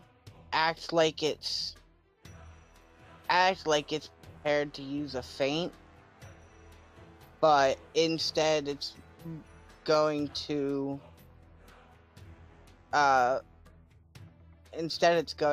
strike with its blade tail at the lower stomach to the core. Okay. And then after that going to attempt to try and resist any counterattacks that Snokadal might try to use after being hit in the core. Okay. As you prepare for Snokadal, throwing a snow screen in front, you lose sight of Snokadal as the blade tail swings in. It swings and it hits something. You see as the blade swings in, hits the goes in through the center and hits the core. Maybe it did a little bit of a chip. You aren't sure. What you are sure of is that Snokadal then moves into the attack, pushing forward, using its body as a guide as to where the tail is. It rushes forward, and with a very heavy, barrowed down swing, cleaves the head off of Razortail. The tail of the blade falls off to repair the head. to allow it to maintain its senses. With this, Razortail is caught off guard, now being on the defensive, as Snowcadile swings in with its other arm, carves into the side, doing a heavy amount of damage as it goes straight through the padded snow and hits the core. There is a shudder and a shake as the last tail falls off, it repairs, and Razortail is on its back foot. There are no more tails. Snowcadile takes the same defensive stance, arms on either side, watching. There's literally nothing Razortail can do. Hell.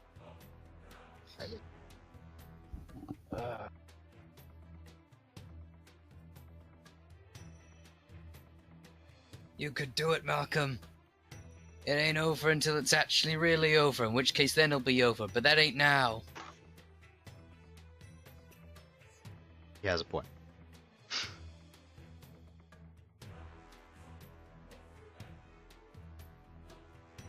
What do you order Razortail to do?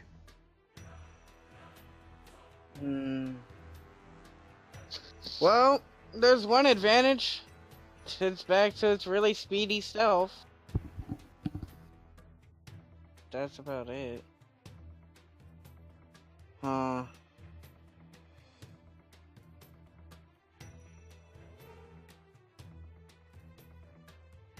Razortail is going to...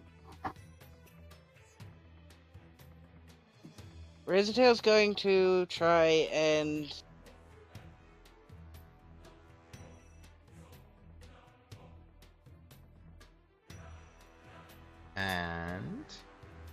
Razortail's going to back off, attempting to make it look like Razortail is scared, but instead is going to try and wait for not an opening, but the perfect opening to try and get some major damage off while only taking minor damage. Okay. But still going to try and strike for the core because that's the best way they can win at their current predicament. Okay. With that, proceeding to wait on the back foot, Snowcadile rushing forward, capitalizing on this advancement, goes down for another barrowing hit, glancing, not doing damage, but still shaving a bit of snow off as the strikes against the snow. Not the perfect opening. With the preparation and the waiting, Razortail dodges all the attacks, moving out of the way, waiting for that moment. Snowcadile slips up a few times, but now is not that time. More dodging proceeds to occur as this proceeds to develop. Do you have any further commands, or are you maintaining this?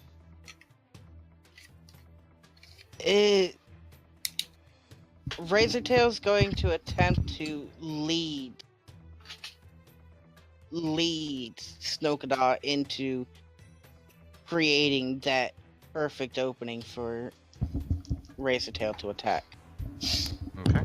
But other than that, it's still basically the same. Trying to lead into it, Snowcadile backs off, taking a few steps back, and goes into that stanceless, arms down, waiting. A few more chucks of snow. A few more attempts at feints. No damage is done on either side, as you are both waiting. Razortail watches, prowls, moves in for the attack. Snowcadile, very much aware that it has the huge upper hand, waits until the last moment, and goes for a strike. As it does so, Razortail isn't there. Moves back, very much making this a feint, waiting to see how close it could get. It learns a lot. Do you wish to continue on with your attempts?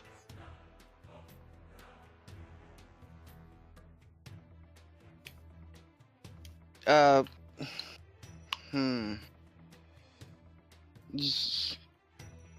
it's the only real thing that Razortail can really do. Okay. Razortail is trying to wait for that opening. There's without that opening, Razortail can't really do much. Okay.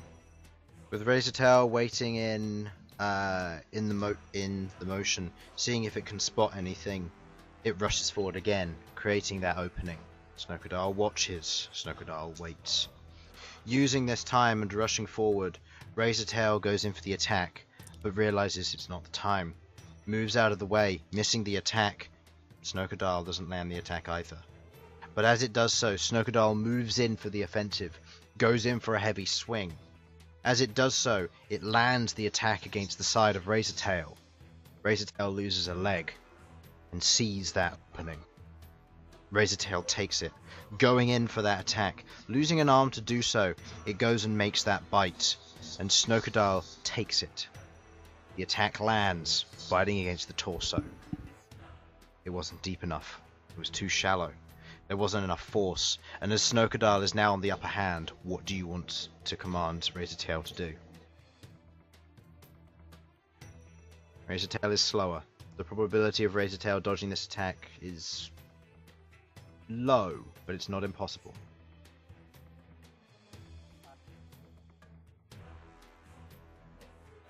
What is your command? So, Razortail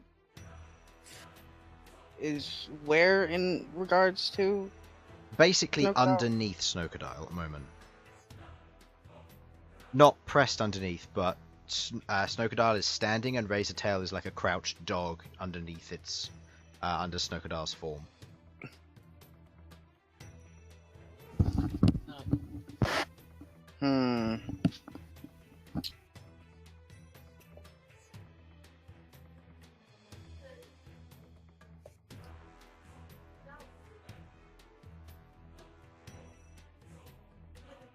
Razortail, its speed might be lowered, but if he can, he's gonna try to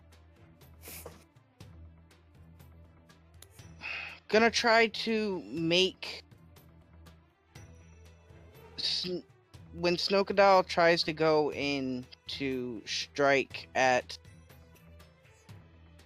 Razortail is going to try and drop, so the attack try to make the attack miss Razortail by dropping, and hopefully trying to get Snowcadile to damage its own self. But since it can't really move away from Snowcadile, if that did occur, try to go back in and try its best at its current spot to try and break the core as much as it can. Okay. Snowcadile goes in for the swings. Both arms come down, and they swing in, but they both miss. Both of them unable to land as Razortail doesn't dodge. Razortail ducks, and the attack goes underneath. Not moving out of range, proceeds to persist with the onslaught, attempting to land a few more strikes, while maintaining a hit or two here and there, continues to burrow in, and can now see the core. With this in place, it attempts to reach forward and goes for a strike, as now Snowcadile reaches down, grabbing the neck of Razortail, lifts it up, and throws Razortail. Not far, but enough to get Razortail away, as Snowcadile realizes now that you're only trying to go for the end goal, and it realizes if it can keep defending, it wins the war of attrition. As it brings its left arm down to cover the hole you just made, it simply has its right arm in place and its tail swinging behind it. What is your command?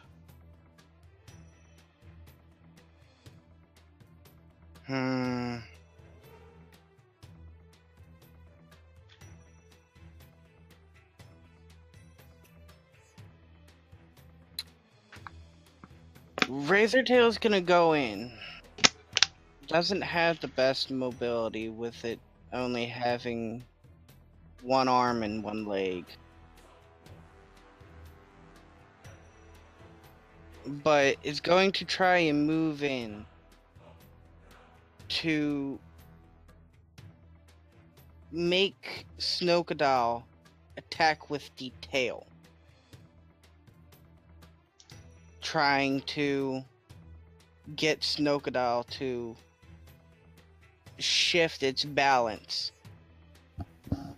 and is going to try to use the shift in balance to try and get Snokadal to, or try to knock Snokadal over. Okay. Running round and using what remains of its speed, dashes round behind it. If I remember correctly, Razortail has 4 legs. and Oh, yeah, that's right. 2 arms. Because, yeah, I was thinking when you said I 1 arm, 1 forgot. leg, I was like, that's not right. It I forgot. has 4. It has 2 arms and 4 legs. So it's lost. It's lost 1 arm and 1 leg at this point. So it's still quite Centaur fast. now. No, Oh, it's yeah. always been that. It's been a displacer beast like design. So it's got 6 legs, but it uses 2 of them as claws rather than feet. That's how it gains its speed. Anyway, as Razortail rushes round, it draws out the attack from the tail, dodging the attack entirely as Snokadal takes a defensive stance. Going in for this defensive stance, swiveling around in attempts to protect its front, it loses balance. The attack is made and Razortail jumps on the back and pushes. As it does so, Snokadal attempts to right itself, and it does so successfully. Using the tail as a counterweight and swinging up, it swings itself round, Razortail leaping off of the back and standing, grinding into the snow as Snokadal stands there, unharmed on both sides. Okay. I'm going to say the combat rounds are going to get longer now. So previously they've been 3 die rolls. I'm now going to make them 5 for the essence of speed for this. What is your next command?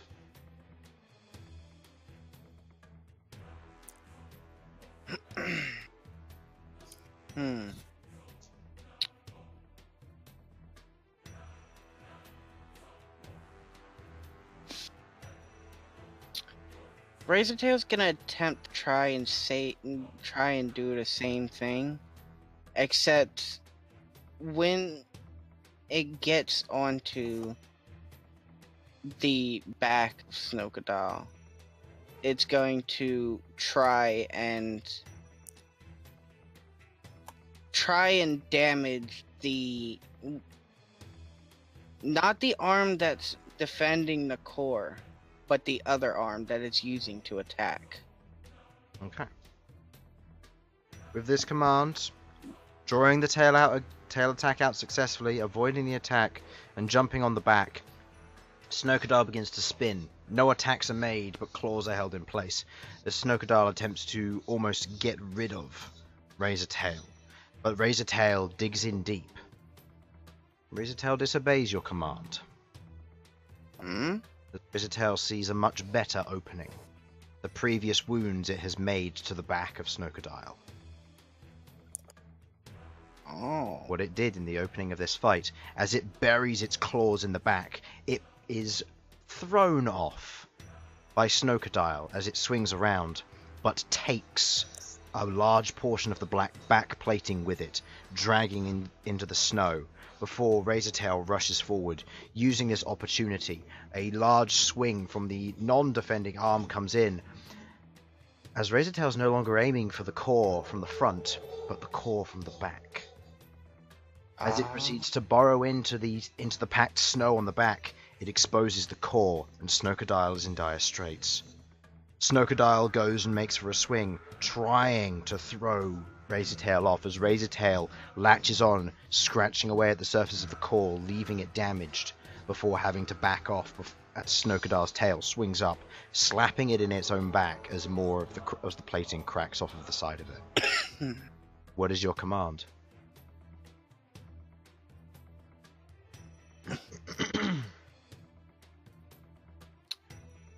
Razortail? Razortail's going to attempt to try to wait for going to try and go in and use a bunch of feints, trying to wait for the opening to strike at the core, now that the core is now open from the back and from the front. Okay. With this now slight advantage on your part, Razortail begins to try and feint attacks. Begins to throw snow, trying to go in for it. However, Snowcadale's stance changes. As it takes its other arm, its defending arm away, Razortail's not ready. As it goes in for a huge swing, no longer caring about whether it is defending itself. It lands a solid punch against Razortail as Razortail skids across the snow, losing its other arm, one of its arms and another leg, brought to a slow standstill. Snowcadale rushes forward. It's exposed, and as Razortail goes in for a bite, it meets it with what remains of the chest. The head is buried in the chest, not the stomach. No longer being able to see the core, Snowcadale comes in for a slam with two palms against the outside of Razortail, leaving heavy damage against it. Snowcadale proceeds to attack again, and again, doing heavy damage to Razortail as Razortail is damaged over and over, and the core is right there. As Snowcadale goes in for the swing, going in and taking the strike against the core, its hand stops and crumples to snow, as Razortail raises its head, half of the core in its mouth. Razortail wins. One leg, a torso, and a head. But Razortail wins. You know what would made that even more amazing is if Snowcadale did like break Razortail in half, but then the other half of Razortail burst out of his back with the core in his mouth. Maybe. That would have been cool. But not today. So, as Razortail wins that, no longer the champion for this year. The end of it is called to attention. Those who control Pangolize, give me a D100 check.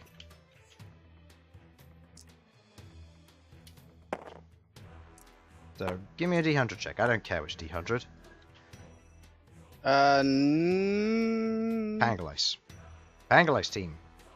Who So was Harlan. Pangolive's team? And Simon. Yeah.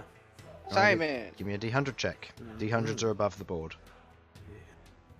Here we are. Yep. And Ghaakt. It's Or Infernal. Yep. Please give me the Someone's other gonna have to. D100 check. Actually, that's a thought. That'll Can be I Infernal. actually get... Yeah. Nope, library's still in use. 97 versus 90. Okay. The first match between Pangolize and Collapse is fairly even. The two of them proceed to fight off against one another. Pangolize doing heavy damage, having to be repaired, same as Collapse from the ground up, but given 3 rounds of full time to rebuild their models. Pangolize is strong, sturdy on the outside, whereas Collapse is a little bit more fragile but smart, using its own body to ricochet and redirect Pangolize's rolling attacks. Roll for me again, please. The two of them proceed to face off against one another, as Pangolize goes in, making a few good heavy contacts, cracking into the side of Collapse, as it damages it, doing a heavy amount of damage to where it believes the core to be. With a few good pushes and a slightly extended out and drawn out battle, as Collapse goes to burrow into the ground, it is snapped into 2 pieces, but the core was not in the center piece. It was relocated. Now with this in mind, and the 2 lots of 3 from the previous 7 segment of the Collapse is now snapped into 2 bits of 3, it has a slight advantage. Go ahead and roll me your D100s again, please. Pangolize taking on a little bit more of a defensive manner. Moves forward. Goes in for the swing and prepares for this. Ricocheting off of various portions of this and predicting where it is. It goes for the head. It goes for the mouth and meets the mouth at full force, as the outside of Pangolize, spinning, is faster and more dangerous than the spinning of the maw of Collapse, as Collapse's teeth and mouth are shattered open. With this, the attacks are then made again. Go ahead and roll for me. with Collapse now being on its dire straits, losing its mouth and one of its main What if weapons it's another 90? as its main weapons. Collapse goes now for more tail attacks, using its other portion of its body to defend its head, seeming understanding that its head is where the core is at somewhere. With that in mind, the remaining attacks are made. Go ahead and make one more roll for me, please. As Pangolice proceeds to go in for the attacks. 1 versus 95. As this is made, Pangolice, using its speed and ability, rolls around and happily crushes the core of Collapse, bringing Pangolice to 3rd place. Yeah, I didn't care. It wasn't even my beautiful piece of work anyway. Just saying, 4 90s out of 5 rolls on D100 is pretty good. And then rolling a 1 at the end there, very impressive Infernal. Now, just saying. What a wet fart of an ending. Yeah, just saying. If you successfully manage to roll that 1 in a Divine Intervention check, you get like 100 damage. You just wasted 100 damage on dying. How does that make you feel, Infernal? Like I'm on top of the world. Infernal? Fuck you. There we are. With the championship brought to an end, Razortail being the winner, Malcom, Verdantus, and Angus being the winners. Angus is fairly happy and surprised to receive a large amount of supplies and additional credit to your store. Sweet. So now your home instance, or your home, will... home instance, it is close enough. Yes, it's the same. You have 1,000 Yes, this is Guild Wars now. Yep, you have 1,000 GP of worth of upgrades you can make. Use it wisely. You can keep it as a bank and use it later. It's a coupon. Otherwise, you can spend it where you wish. Nice. Advantages of winning. For those of you who haven't already taken a break, Sudz, go ahead and have a break if you need to go to the loo, grab a drink. I'm gonna definitely be back in a minute. Alright, so, preparing for the next bit, we'll just get to you hiring some staff, just to round out the session. We've got 50 minutes left, and I don't think I want to get into the more Sudz cooking competition stuff. We'll get onto that next session. Sudz has enough of a solo session as it is. Yeah. I mean, he won. What can I say? Also, I'm really surprised you gave up on the second round there. I had completely forgotten how many limbs I had. I thought I was down to 1 leg, which is why I surrendered. No, you were down to 3, and I was like, you outspeed this. If you take out Snowcadale's legs, he can't move very easily. Yeah, I completely forgot how many limbs I had, so I was just like, I'm down a leg, and I've got 2 arms, 2 arms and 1 leg, and I'm kind of screwed here. No, and I'm sitting there thinking about it when you reminded me how many limbs I had. I'm like, shit, I could have just won it there. Well, regardless. You made it nice and dramatic for everyone. Yeah, true. If you wanted to do tests for your staff, I believe you have it set that you wish to hire 2 guards, Abod, a shop hand, a cook, a housekeeper, and a bar hand. The 2 guards will be the first ones that you will handle because they are ready. And then the rest of them will arrive slowly but surely. So I will leave you to decide if you wish to test them, and if you wish to have out of character or in character conversation. Now's the time to do it, as you are all in your home instance, and you are... I'm going to call it that now, because it's just terrible. As you are now in your home and preparing for your... That's what the in section is called. Yeah. Alright, so I'll let you guys talk that over. Be back in a bit. Bye. Yay, Razortail. I honestly thought I lost.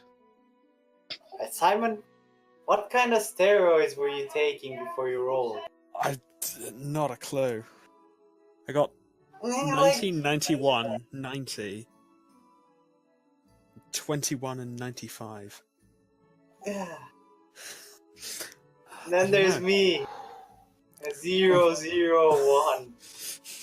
Of all the times for the dice to decide they love me. It's this one. Yeah. Then I got chose. Out of 100 fucking outcomes, I get 1.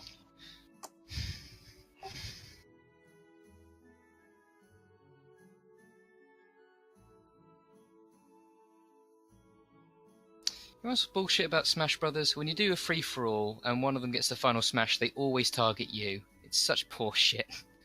Yeah. Smash Bros is bullshit. I don't play that baby shit anymore. I'm only in for the real hardcore fighting games. Like, what was that? What was that fighting game that has Jesus as a playable character? I don't remember. Battle of the Gods, that's it. No, it's Smash Bros. They call him Captain Falcon, but... Yeah, it's weird that. In this universe, he's an American named Douglas.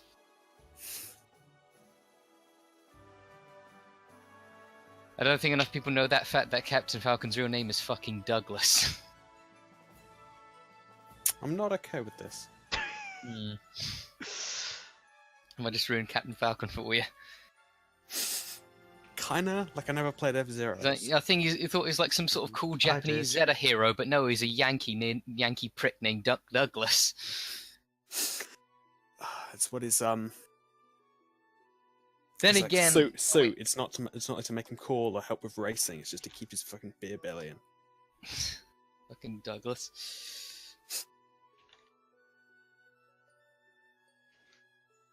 I will also be right back because I gotta rest my ears from these headphones. Yeah, that's fine. Yeah, probably smart.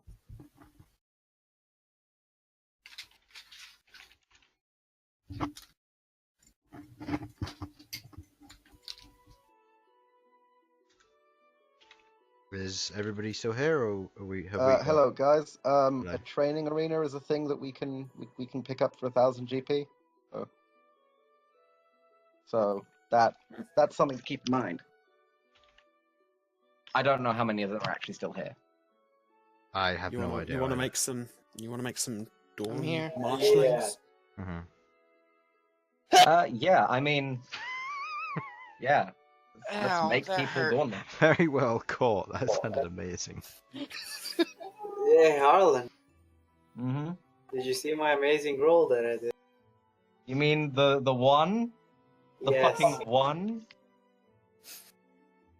On a Yes. D100? Yes. You... When it wasn't an actual D100 check.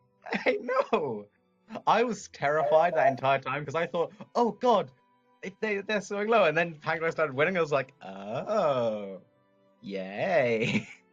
Of course, you both rolled pretty high at the start, but then you just got lower and lower and lower and lower. And then there was I that mean, one Simon spike. got 490s. What the fuck am I supposed to do?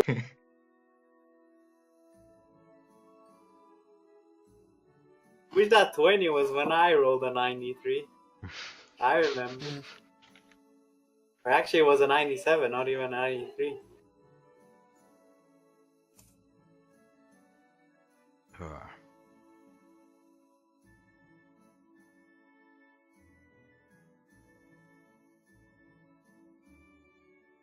This is Chris's revenge on me.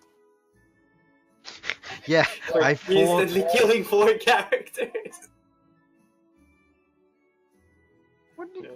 Wait, what do you mean instantly killing? Thursday.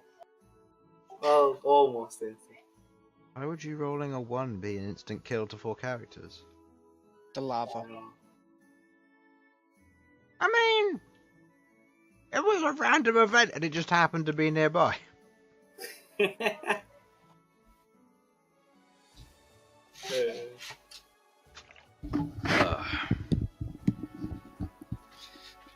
Welcome back.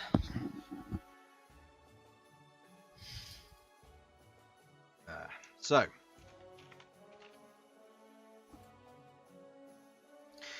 do you have any plans for if you're going to test your new folks? I mean, I already know who I'm voting for on the people who we're being sent to, so vote with me, guys. Cause I mean, I feel like it would be kind of They're all- unfair to our current employees if we okay, What fine. you're saying without is making them Sasha's go trying through to be a weird dictator. trials. I think. Well, first of all, it's a good thing that Rook's here because now we have a replacement to make all the guards wrestle. Yeah. Hmm. Yeah, that's a thing. Yeah, sure, why not?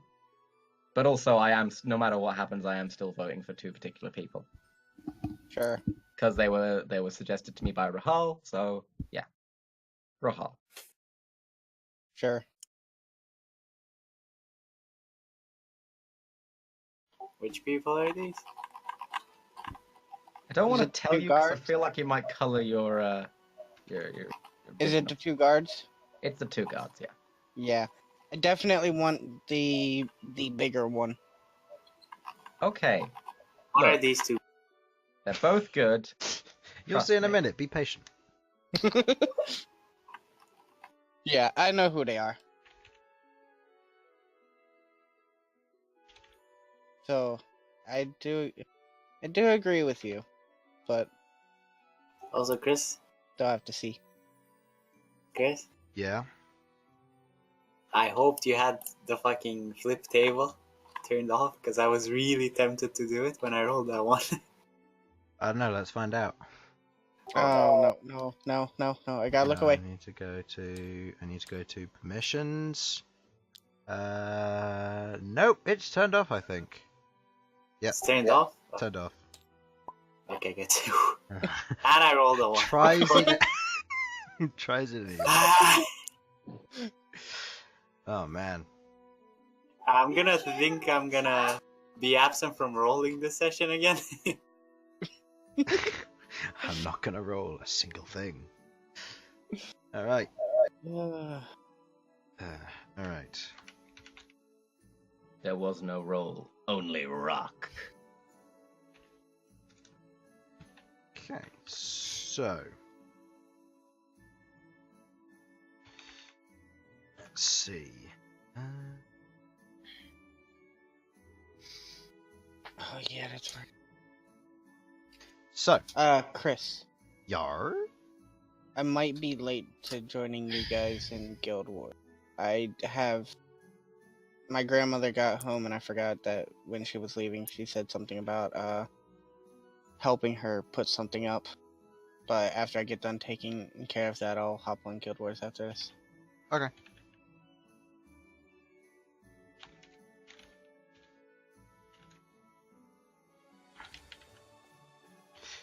Alright.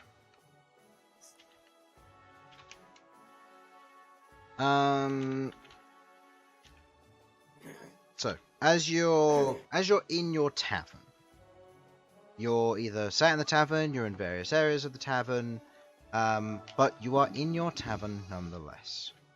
Waiting for something to occur, how do you wish to approach your staff? Do you wish to set any preparations up? What do you wish to do? Prepare the arm wrestle table. Yeah. I then proceed to move a table slightly into the center of the room. Done. And remove all the chairs but 2. Yes. Okay. Zuvan, any ideas how to test folks? Same as last time, I would say. Same way you treated the guards in the previous one. Test them with a surprise. Well, to that's see going to be a bit ready, difficult, but and no, then I think we've got a way to work around it.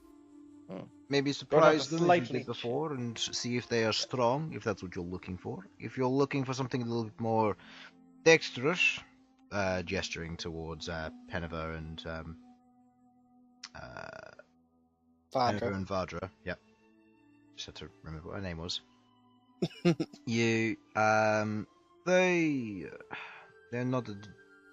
They're not strong, but they're strong.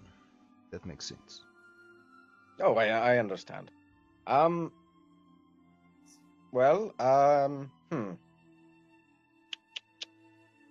Rook, your choice. Do you want to be the one going in for a surprise attack at the moment they step through the door, or I can take care of that. Oh, Malcom, go right ahead. I forget you can actually do things now since you're not just a puny caster. Look, you. Oh no. Sudz, do you want to do the giant ape? I your would love tavern. to, but not inside the tavern. Not inside the tavern. God. Okay, something to note. Your training pit is finished underground. Okay, we could go there after. Okay, after this.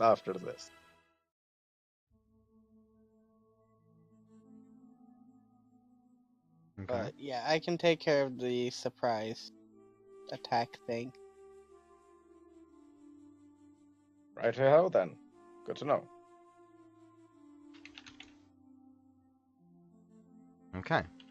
So, in such a case, as you're waiting for your chosen few to arrive, you are made aware that the time is coming up. Who do you assemble out of your staff to be there?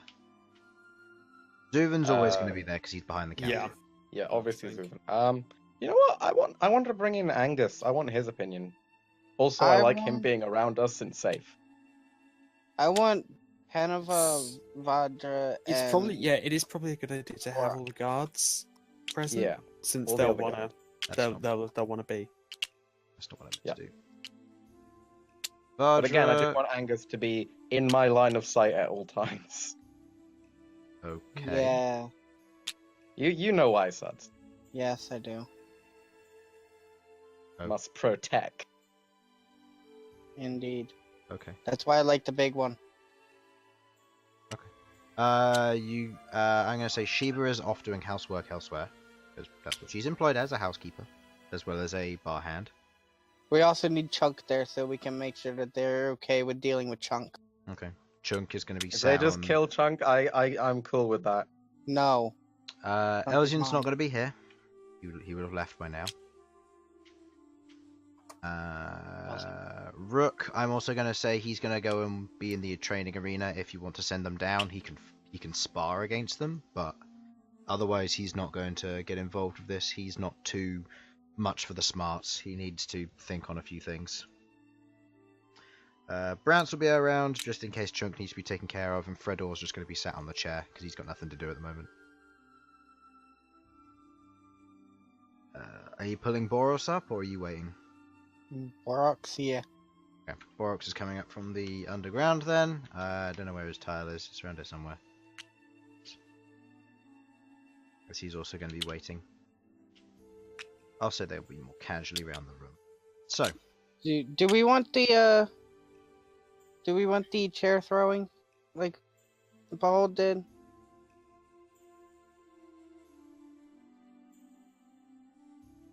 Guys? I mean, if you want to do the chair, then I'd rather not do the chair because I feel like the chair will end up being broken. We can replace it. We're not made of money. I am. Oh right, you are. You're literally a That is true. royal. Yeah, you pay for everything now. Yeah, right. You still owe me money. Actually, I paid off the entirety of the teleportation circle, so fuck you. I still want that. You're not potion getting of him. growth. You're I not want getting. that potion of growth though. All right, I'll get you a potion of growth. I need that. That is important stuff for future plan. You're going to try and use an enlarged potion on yourself whilst you're a goddamned monkey, aren't you? No, Who's being I'm gonna use enlarged it by before. Bern. I'm gonna use it Okay. before I turn into a monkey, and then turn into a monkey, and then become And even then get bigger. low. And then get low. Okay. Yes. So that would make you, what, a gargantuan creature or a clawful? I can't do it. You can only be affected by one. Aww. Oh. Seems like you don't need a potion of growth then. I still I'll want to still learn try the and find- recipe. I'll still try and find you one. Oh, if I can get you the recipe, would that be better? I mean, I can learn the recipe from the potion. Alright, whichever's cheaper then.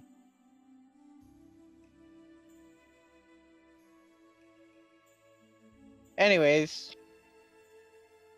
if I guess we can replace the chair, so I guess I'll go with the chair thing too. So. I mean, is it a monk I weapon? mean, a chair is really not expensive. Why do I need a monk weapon? Because you're part monk now. Yeah, but I was just gonna throw the chair at them. Remember? Alright. Which means I only need to use my strength. I can do that. Huh.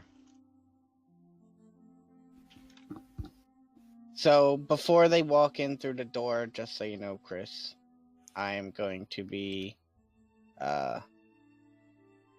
using... Let me get the name of it. Guardian of Nature. Primal Beast. Okay, how long is the concentration on that? The concentration is for 1 minute. That's why it's going to be just before they... Okay, so when there's a knock on the door. Okay. Yeah. In such a case, the first knock comes. We open the door. Okay. You open the door, and standing before you, you see a stocky dwarf.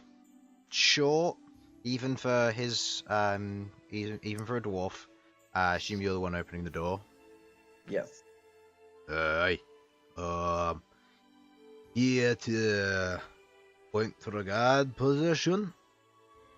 To clarify, is this the dwarf I've seen previously? Yeah. Oh, of course. Come right in. I'm going to step forward and start on my way. Okay. You see... Basically getting out of the way. Yeah, most of you see before you a fairly short, young, but rough-looking dwarf. He has what looks to be a simple, plaited beard, with what looks to be a few medallions hanging from it. You also see he seems to carry a number of hand axes on his body that kind of goes over his heavy splint and plate mixture of armor that he seems to be currently wearing. Each of the axes seems to be in a slightly different design, and from this distance now, Sasha, you can make out that they seem to be related to the planes of existence. Oh. In the various planes in some way. As he does so, make me an attack roll with advantage as you throw a chair at him. Yep.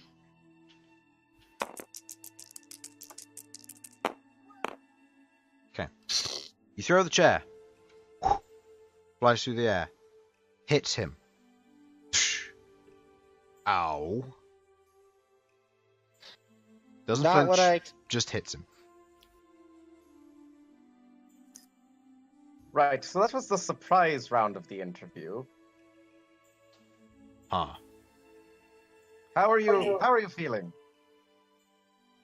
Like I've had a chair thrown at me. Well, you've certainly got the stoicness that we've been looking for. He looks at you very unimpressed. Look, I'll be honest, we did this last time, we got guards in, and it would just be unfair to not do it now. Alright. Right. Apologies, come on through. Would you like some healing? Nah, I'm good. Right. And he just takes a few steps in. From what you would know from your notes, this is Oglin Bracksmack. Bracksmack. Okay, What what a is a name. brack and how do you I smack know, it? right? Yes, Oglin Bracksmack. He is a dwarf. He is a mountain dwarf, just to specify. He is male, easy to tell. His age is 122 years of age, so he's past his first century, so he's older than you, Sasha. He comes from... How am I spelling that? Bracksmack. Bracksmack. I kind of want to have it just be a K rather than a CK at the end. Well, it's Bracksmack.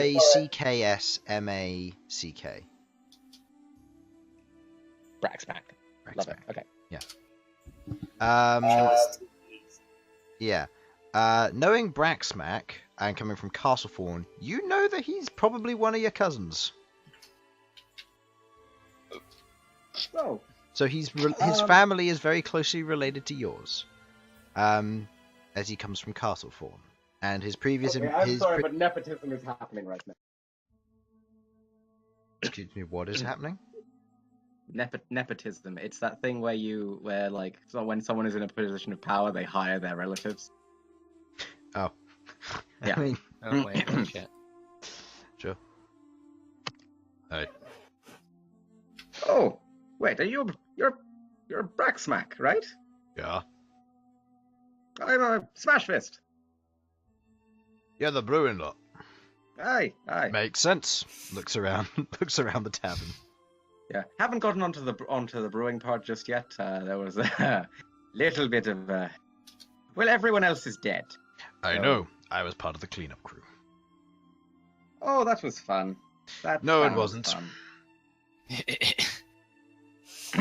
Sasha is obviously just a little bit like horrified. I love it Thinking when about people no sell shit. So, any more tests for this guard position, or am I in? Just the one. You need to have an arm wrestle with our resident Rook over here. I point to the Minotaur. And there is a flashing outline of a unapparent Rook as he is in the arena downstairs. He's in the arena downstairs. Alternatively, you can fight him. Potentially, it depends what he wants to do. It's honestly we've gotten the training pit and he wants to use it. So, if you have anything you want to show off, this would be the opportunity. Yes. You're allowed to use any means to win. Just don't kill him. I've also just remembered you need to hire a healing team, which I will get to later. No, I swear we did at one point, and then it just didn't go. You haven't hired the people for the healing team. You've just paid the money for it. Oh, okay. I just forgot to add them to my list. It's fine. It's just a me thing. Got any spare mugs? Yeah, sure. I bring out a wooden, metal, glass. Non-breakable. Metal. Metal. I hand over a metal tankard.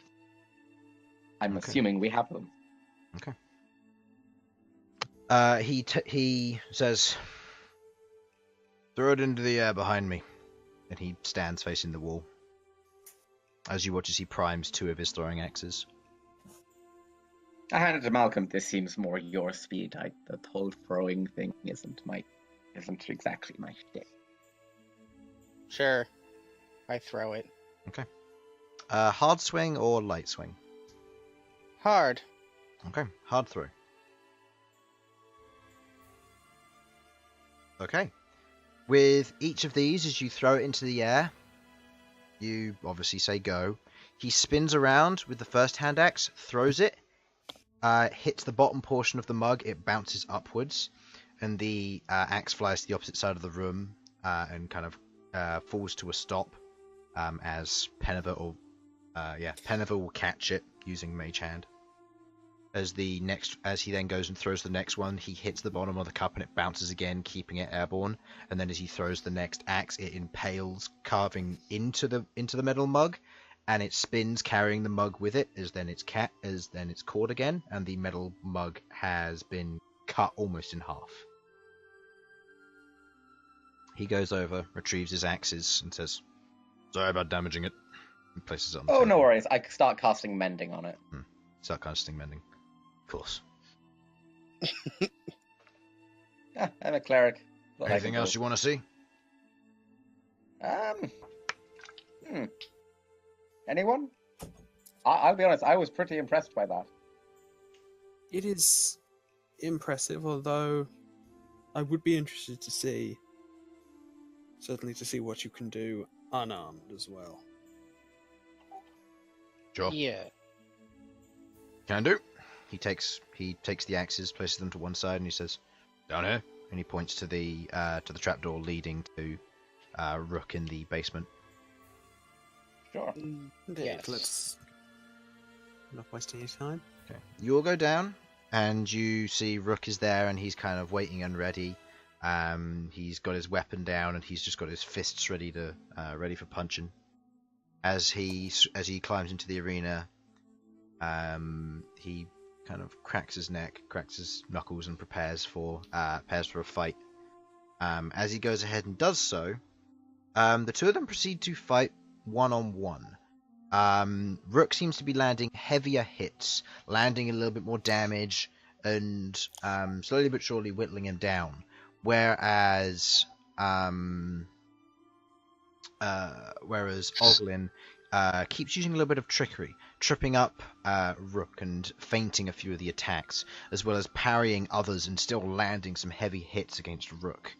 Even though he's finding it hard to land some of the hits where they're both in no armor and Rook has a little bit more of a sturdy body, he's still keeping on par with Rook for the most part. In an unarmed fight, they seem to be fairly evenly matched.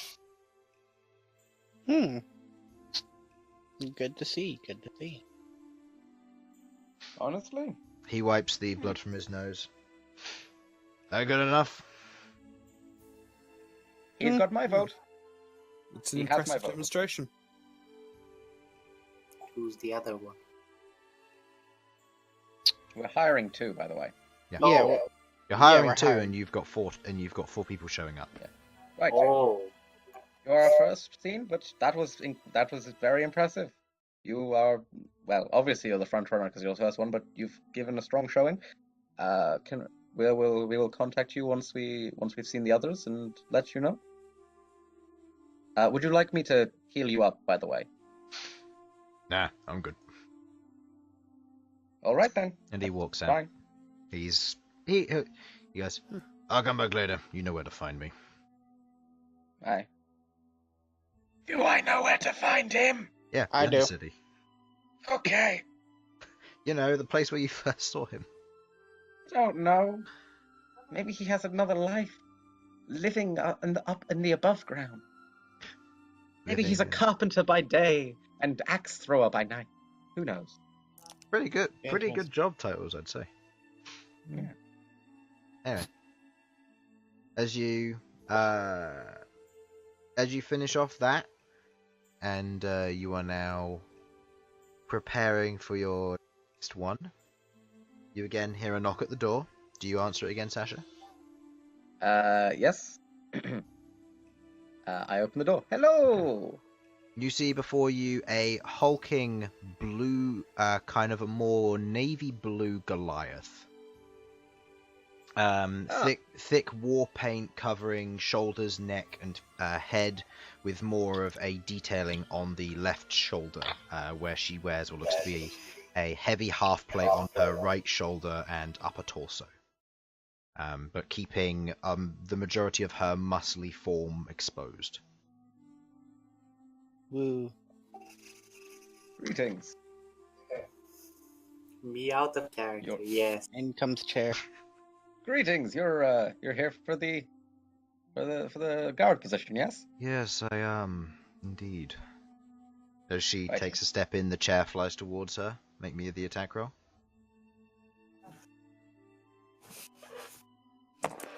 Does this go good or bad? Who knows? Okay. Throwing the chair, she sees it coming, goes to attempt to catch it as the chair strikes against the palm of her hand, but her hand ends up hitting against her head. She was very much not necessarily caught off guard. She knew it was coming, unlike Oglin, who just took it. But it seems that the force it was thrown at overcame her reaction. Right. That was the surprise portion of our interview. To see how well you handled it. You noticed it, which was good. Obviously, some have managed to stop it quite effectively, but still very good. Still good. Having Good a to more know observant. that was a test. Apologies. We did it with our first guards, and due to one of our members being Enthusiastic. enthusiastic, yes. And it would be unfair at this point to not do it. I wouldn't want to upset them by having them be the only ones to go through it. She nods. I see. She. Apologies. Would you like me to heal that for you? It is only a minor injury. I should live. All right. Takes the steps in. Looking at this individual, her name is Marie Jen. She is a Azamar Goliath. She's female. She is 37 years of age. Her home is Oregon. Oh, the capital. Yes. Oh, by the way, I never went through the experience for Aglin, by the way. What you know about Aglin's experience. Aglin worked under the guard of a merchant family, protecting stock and escorting trade carts while near Castlethorne. Marie Jen, on the other hand, she has a professional standing as guard. She used to work under the High Templar Zetil of Oregon.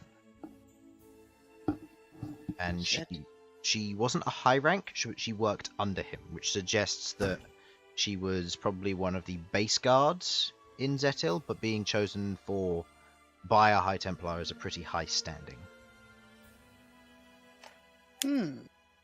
Interesting. She's tall, with a kind of a lighter or paler navy blue mixed in with that greyer exterior of a Goliath. Large muscles, again with that mostly unarmed body, except for the heavy plate covering vital parts such as the upper torso, neck, and right shoulder, as well as a little bit of, as well as the majority of the pelvis down to about the knees. Quite a lot of her remains free and able to move quite easily, and quite a bit of her is covered in tattoos. She also carries a very battle-worn great axe.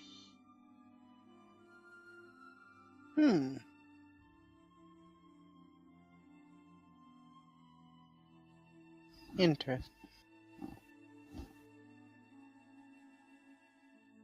She stands Right, there and well. she waits. The said great axe looks magical. Are you going to use Detect Magic or something? Oh, just like looking at. Looking at the great axe, it is magical. Right.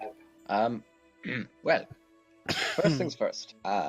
The next portion of the interview is essentially an opportunity for you to show us what skills you have that you think were most noteworthy. She looks at the table in the center. She eyes it for a moment before going over, placing her stuff down, and sits at one side of it and places her elbow on the table.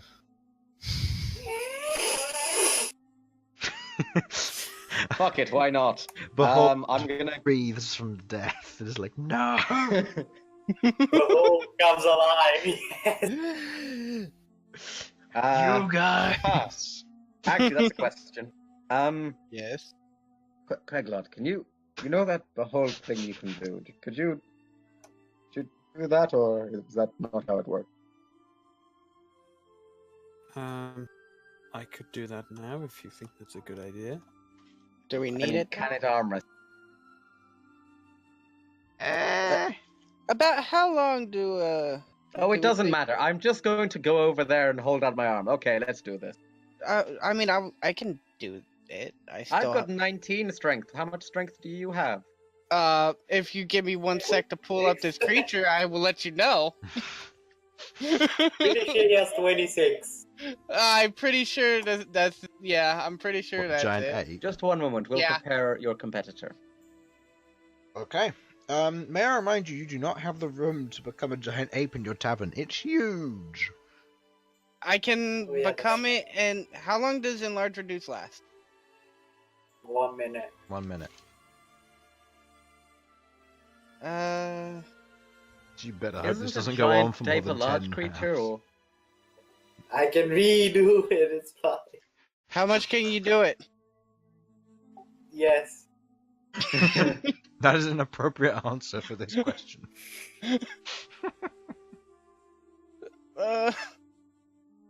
Hold up.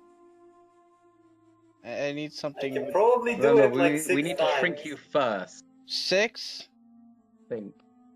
Probably. Yeah. I'll say, Maybe due to the nature of it, Bern would be able to hold enlarge reduce just as Malcom uses polymorph to turn into a giant ape and then becomes a smaller giant ape.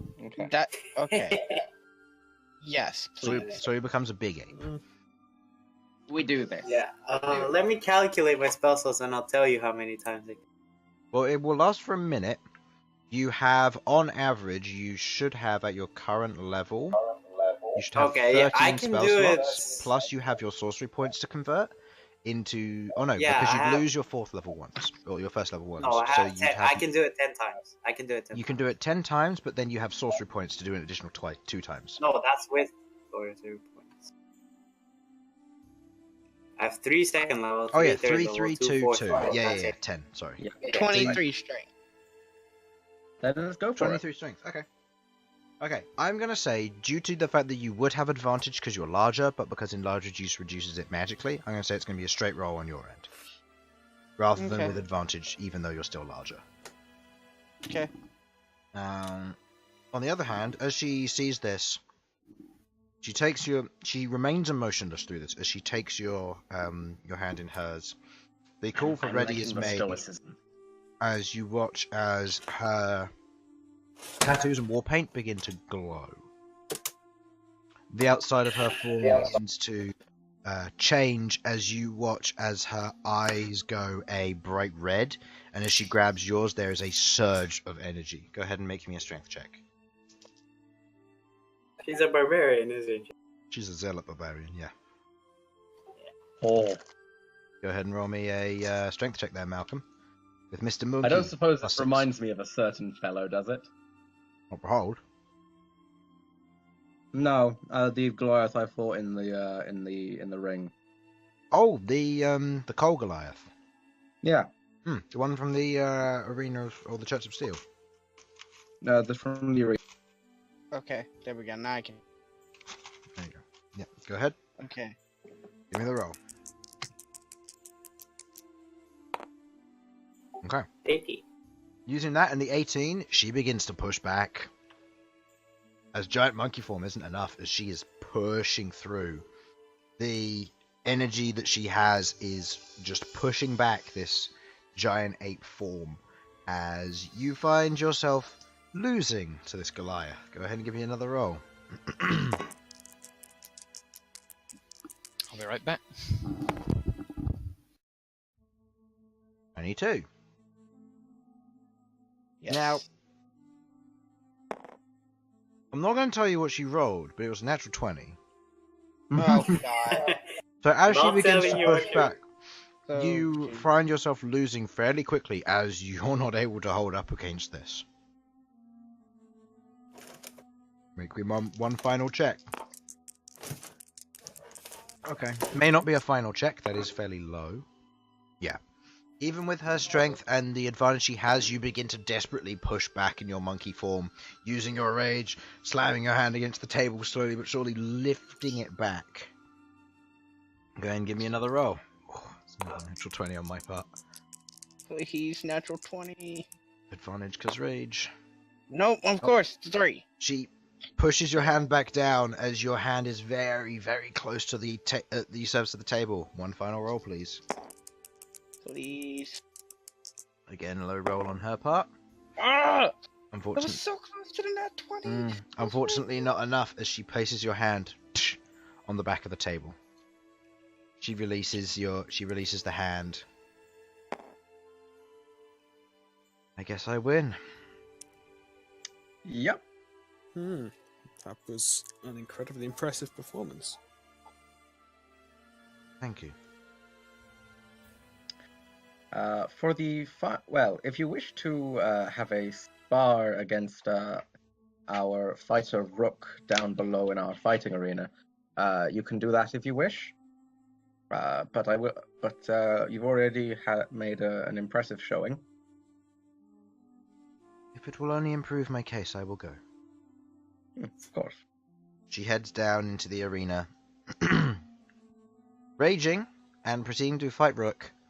She has a massive number on him, a massive advantage. Rook loses. Badly. Yep, you're in. as being a zealot barbarian gives you an additional d6 to all your damage. Yeah. And when you're doing 1 plus your strength, it unarmed doesn't fights matter. are. Yeah. Yeah, unarmed. I'm telling you right now, barbarians she's are- hired.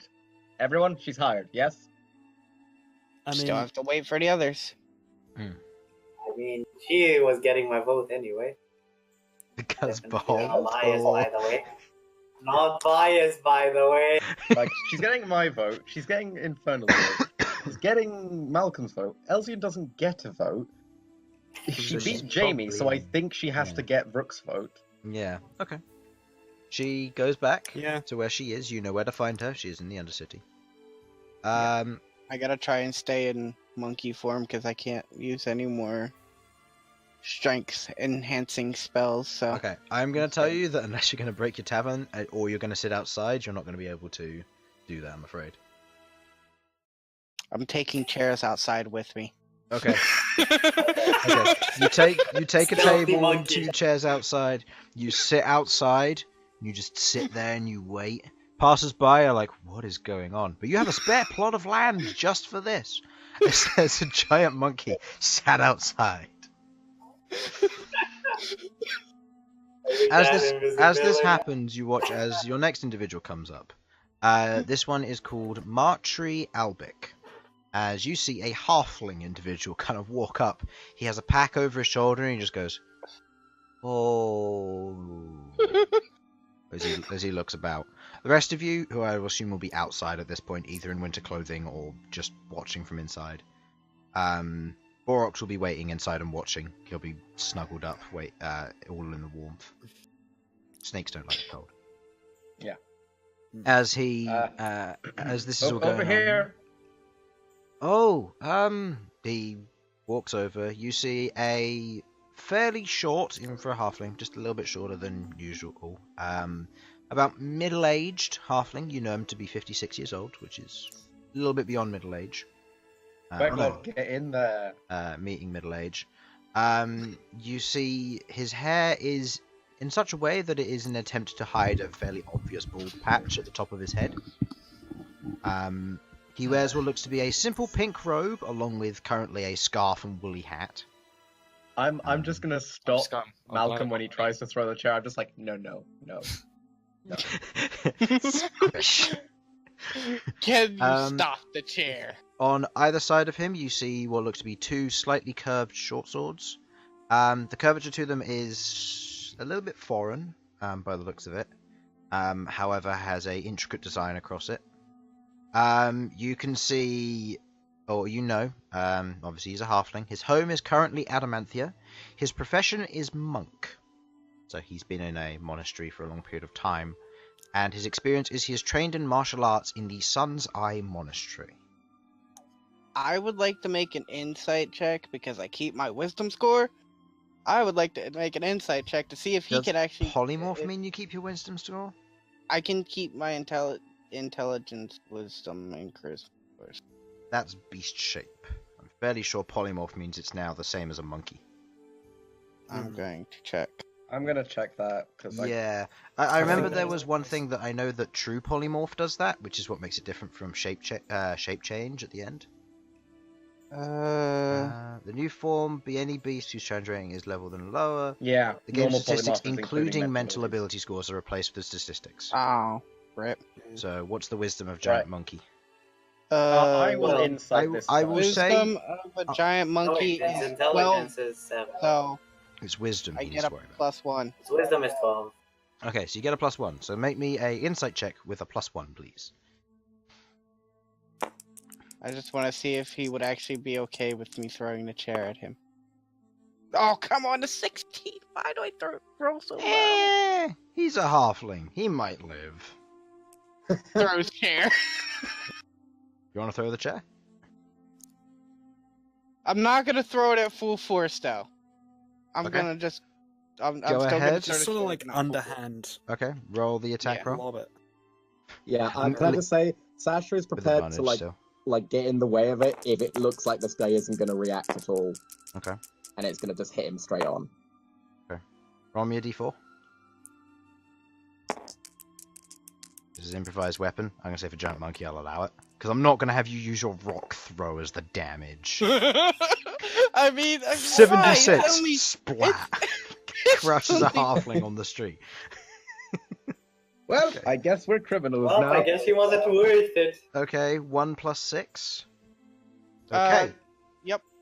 6. He, as you throw the chair, he looks over, sees it coming, grabs the chair, twists it, and lands it on all 4 legs on the ground as he looks back up at the monkey. Very good. Very well done. He's a monk. That's He's what used to it catching is. projectiles, including chairs. Nice. I just wanted to make sure I didn't want to kill the guy. Picks up other chair, uses rock throw, kills him. Yes. That was the surprise portion of the interview.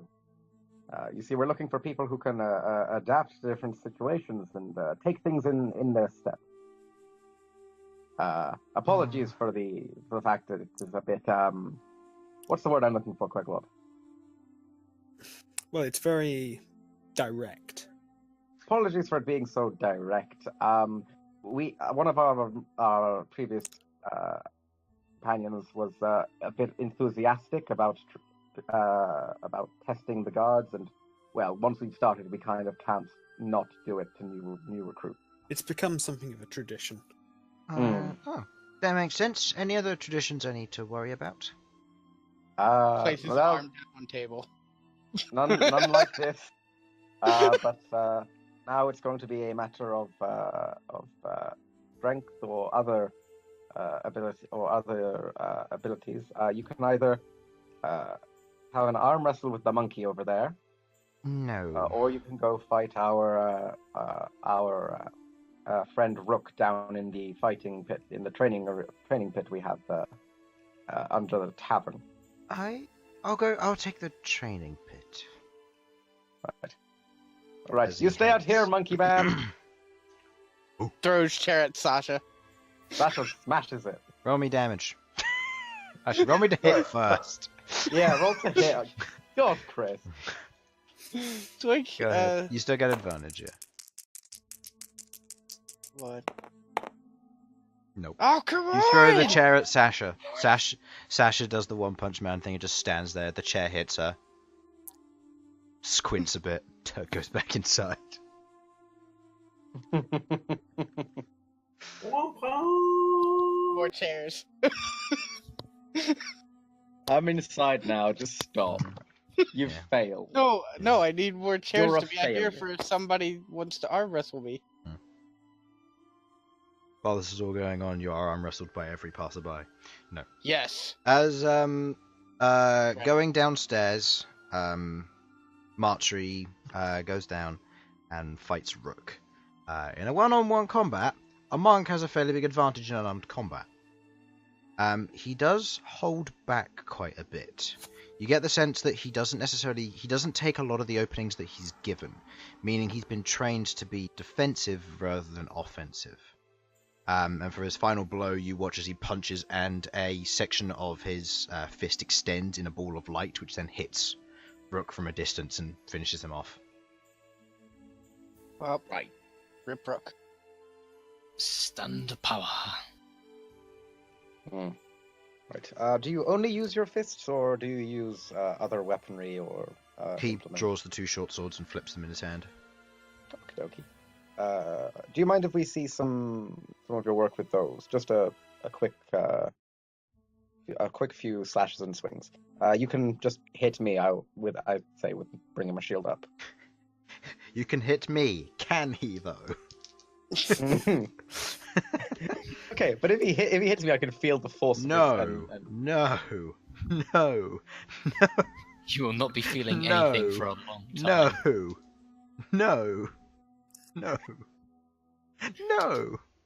No. Poor guy. Yes, finally. Finally! After 10 or Ding, so ding, ding. attacks of it bouncing off of your armor, he finally finds a groove and he manages to land an attack against you. As he is worn out by trying to find an opening in Sasha. They call me the anti-monk. No. Well, you actually got a hit in. That's pretty impressive. Yeah. Typical of my dice. Doesn't roll anything above an 11 and then rolls a 19. And that 19 is when you attack Infernal. That's always what happens, and it rolls above a 21. True. Right. So, Okay, so yeah, it takes him a while. He seems to be skilled with them, but versus Sasha, not so good. Oh, that's pretty good. Pretty good. Okay. Well, you've done very well. We will be getting back to you with the results once we've seen our last applicant. Okay. Good luck. Okay. Thank you very much. As he leaves, the next applicant arrives as you see a relatively strange form coming towards you. As you see a displacer beast currently wandering through the street as it walks towards your tavern and stops, and there's a whoa as a tiny kobold jumps off of the back of the displacer beast. Oh.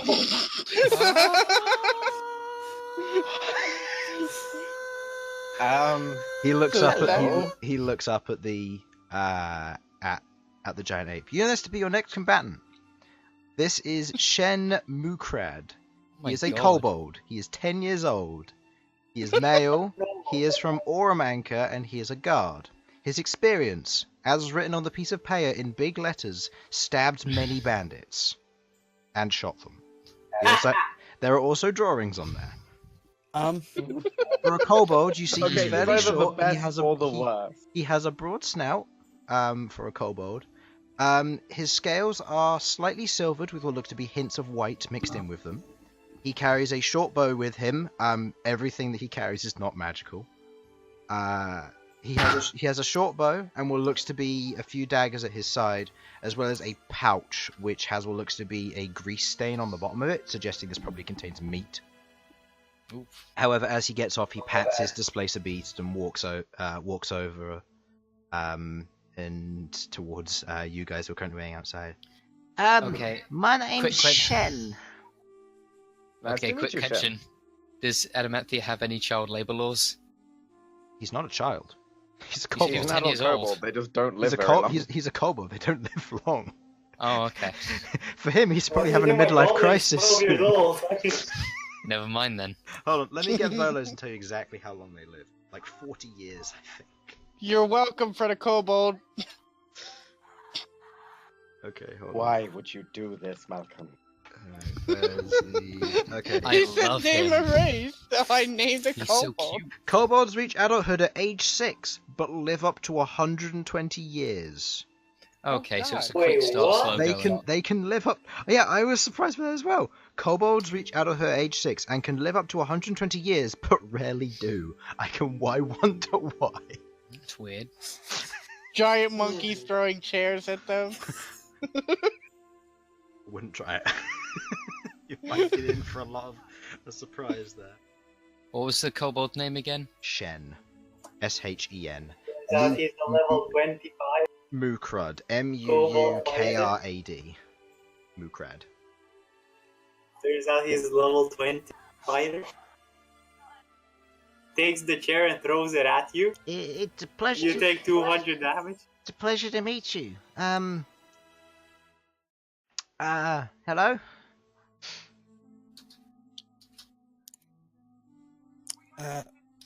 Hello.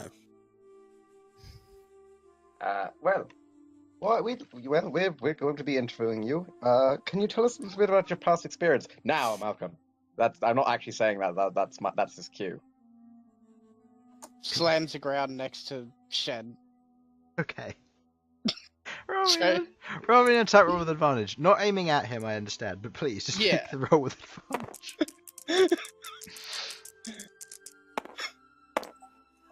How hard does he piss his pants? Wow! He rolls high, even with disadvantage. As it slams next to him, he's like, "Ah!" He jumps a little bit, looks up, and he places his hands on his hips like, I'm heroic. You can see there's a little bit of a tear coming out of one eye. He's like trying to hold it back. The displacer beast wanders over and gets between you and him and begins to snarl, slightly lowering its head. It can't do much, but it's doing its best, right? Is that yours? He points up at I the turn giant back. monkey. Yes, Oh, that don't was the worry. surprise portion of the interview. We've, well, it's become a bit of a tradition around here. Surprise! This was the last one, right? Yes, this is the last one. Yes, I turn back to Malcolm now. Okay. Oh! He gives a slight nod of like, oh, okay. Yes. I'm you not alright? that. Didn't get hurt, did you? No. Well, that's good. Well, the next portion of the interview will be a test of your ingenuity and strength. There are two options. There we go. That's better. You can either well, actually no, you can either have an arm wrestle with someone No, with I've someone. got this. Oh, okay, go. Do you say a thing? I conjure animals and I conjure spiders. How many? You're just gonna torture this child, aren't you? He's not a child. He's an adult. Leave him alone. Okay. Yes, but also he is a child. He's also He is a I- 10-year-old. he's a I- 10-year-old kobold. I uh, need to find out how old Sheba is. Because she's also mean- your other kobold. You forget 10 years in age does not equal adulthood in biologically does not equal adulthood type. Sheba's 21 years old. They might mature quicker. Experience. That's it. That's the word. Yeah, they don't have the experience, as you say. Give me 1 sec. I'm trying. Do you know what the CR of a hunter Just spider this- is? Hunter spider is half. Yeah, well, so this guy was Half reminding me of CR? someone, and I figured it out. Actually, no, it's a quarter, I think, actually, for hunting spider. Quarter. So Yeah, spiderling is CR0, hunting spider is a quarter, and then giant spider is 1. Oh, Okay, so I make 8 hunter spiders. Okay. He looks around and goes, "Is this part of the test?" Yep. You fight these. You watch as he takes a big inhalation, jumps on the back of his displacer beast, does a little bit of a kick, pulls out an arrow, takes his first shot, hits it. It's pretty good. Short bow. Yeah, minimal damage. Hits the hunter spider. Doesn't kill it, but hits it fairly squarely in its form. The displacer beast runs up. As you watch this happen, you watch as the two of them begin to shift as the displacement affects the two of them. As the hunting spiders begin to attack them, the two of them work very efficiently with one another, landing good shots, taking a lot of them down, and not missing. He seems to have very good aim, especially while riding his displacer beast.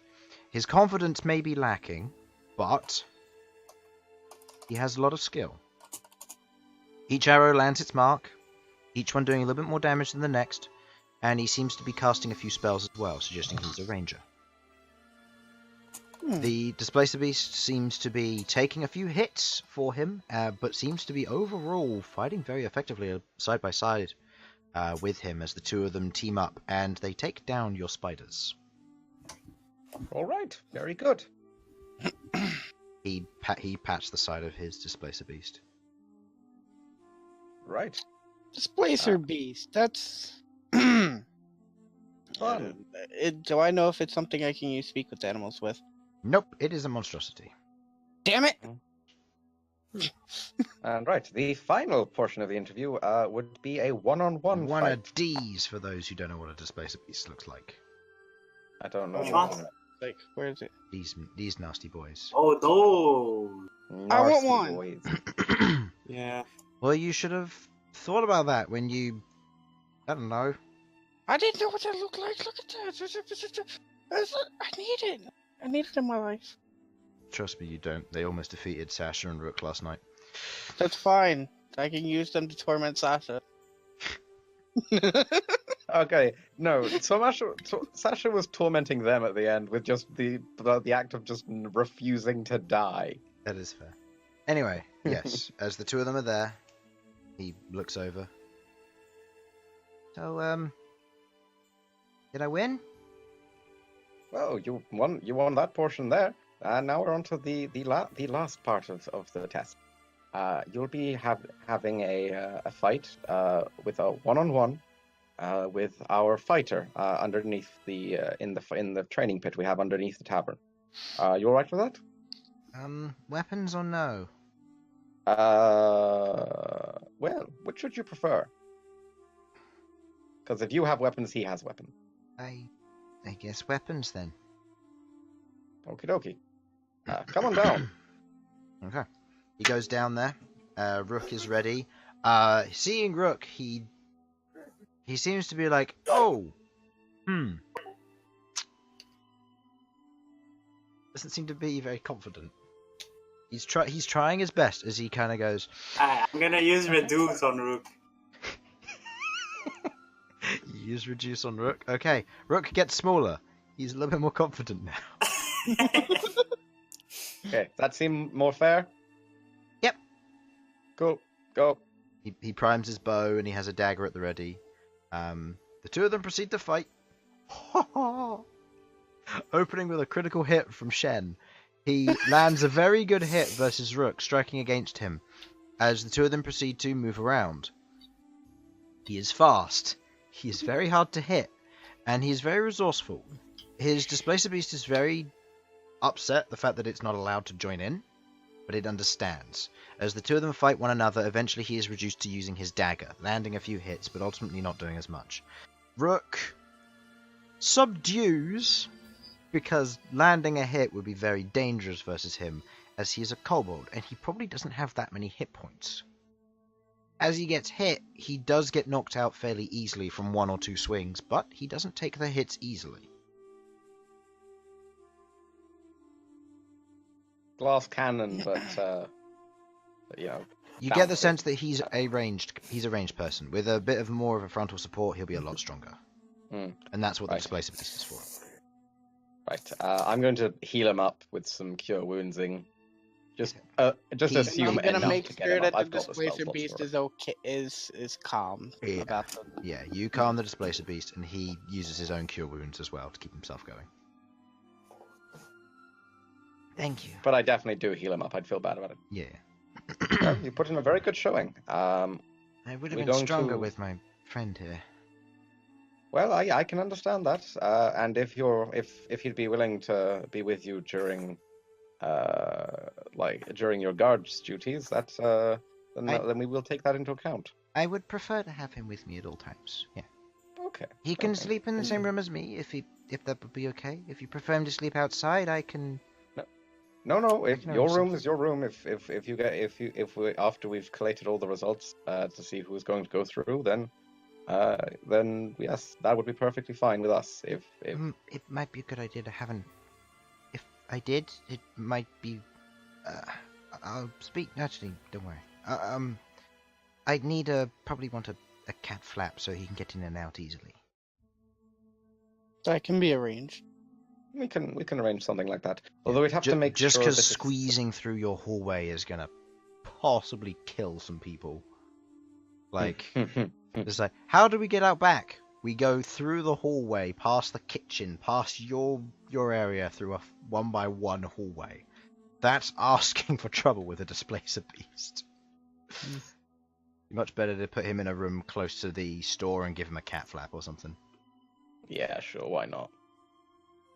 But it will have to be like a 2-point cat flap, so that one is always sealed, so that we don't, so that no one can get in without our say so. That's fair. Or magically locked or something. You can arrange for Right. something. Yes. Also Yes. needs to We be wave. somewhere We'll that, wave them off. Yeah. Also, it would Tell also him if need he to be wants to somewhere that grab shark any can't touch. eggs from the from the tavern. He's welcome to. Our chef Angus prepares them. Fair. For now.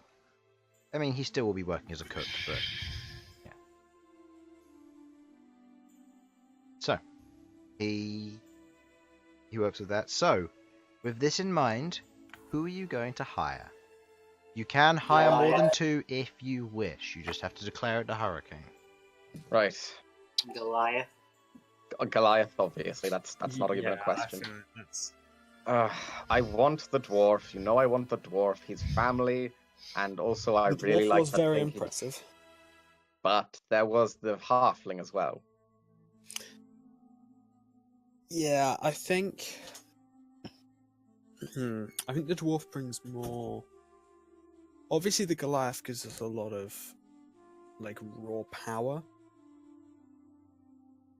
I think the halfling is probably better in terms of finesse. But I also think in a weapons on weapons fight, I think he would have done a lot better than he did, and he was very healthy, very very, resilient.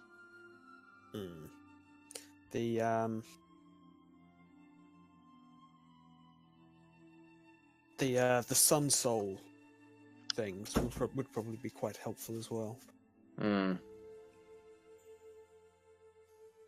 True, but I also really like the throwing axe thing. It was so cool, Queglod. That's true. And we could have people, and we could have like a sort of axe throwing competition at some point, perhaps. Have that outside. We could. I do think this is something we will need to discuss at some point. Is events that we can hold. Oh, quick question, everyone. How do you feel about auctioning away a date with us people? I feel like that is an idea that would end very badly. Yes. Okay, how about how about That we take depends. how about we have an auction to take someone on an adventure with us? Just a short That one. sounds like it'd be even worse. Yeah, Look, we will definitely get someone killed doing that. Like, if we're going to auction off like dates with the members of the party, then they probably want to pick and choose. Like, Ghaakt or Malcom, maybe that turn out pretty alright. Elsyan, probably not. Well, Elsyan's in Castlefawn at the moment, so. Yeah, he Well, can't. especially He not. can't do it. Basically, I'm just saying, because if we were to do such a thing during the Dawn Festival, it could be a good way to raise funds for the tavern, and we could use that to start on a few of our more high cost plans. I'm not against there being a session where we go on a blind date game show. That'd be pretty funny. Okay, what if we do like a raffle then? Because then it would be a blind date for us, because we don't know who's going to be picked beforehand. It's just a matter of whoever picks the winning ticket, we announce, and then we go off on our date. I know this is weird, but also money. I think the auction has a bit more. If it's a raffle, it's kind of comes across as kind of shady. All right. Auctions, if money is the guys right, they're right there. You can see who it is. Everything's pretty out in the open. Now remember, no one's expecting you to put out. No. It's a friendly date. You can if you want to, but that's down to the individual. I mean, yeah, obviously. I mean, obviously, but I just thought I'd make it clear. Who you take me for? No, I meant it's down to you to whether or not you want to. Well, yeah, obviously. No one's expecting you to bone them. Yeah, Come on, Ghaakt. You don't need to bone everyone. Stop treating him like Liam. True. Okay. Sorry. So, you were hiring the Goliath for sure, Yes. Yeah. and I vote for Dwarf. I kind of do love this Because tiny we kobold have a lot of dwarves, but no dwarven. You're not getting the kobold. Okay. Why not? Will, that's not happening. That is not on the table. Kobold! Right I now, vote for the Ghaakt dwarf as is well. I honestly want to he's get the playing. kobolds for the memes. Right now, Ghaakt is honestly trying to get the displaced beast to shake. No. Why? What? to shake. What? Why? Yeah. As in, know, yeah, shake his Stick your hand. hand out. Put Oh, the paw okay. in my hand. Yeah, It understands, and it does so. yeah. Displacer beasts are pretty smart. Unfortunately, too smart for Awaken to work, which is a real shame. Don't you keep your horrid tricks away from this precious animal. Question. What if we found something to permanently decrease its intelligence so that we could use Awakening to increase its intelligence? And let it speak. Oh, God. Oh, I just had a really weird idea. From that, use Feeble Mind to set its intelligence to 1, then use Awaken to set its intelligence to 10, then Dispel Feeble Mind. Oh, that'd be real good, actually. Christ. A workaround what can to learn give Feeble something Mind? 10 intelligence. I don't know who can learn Feeble Mind, but I can learn Awaken. Feeble Mind. I think I can Let's learn look at Feeble Bern. Mind. Yeah. Yep. Or if you want to, you can go and Crazy. find another Ulithade. I'd be good with this. I get to have an Run! Find Illithid. Okay, now. Okay, the choice is Halfling or Dwarf. From would like a I'm dwarf. just gonna say, from Rook's perspective, he would probably vote for the dwarf. Beat him, but it wasn't too bad.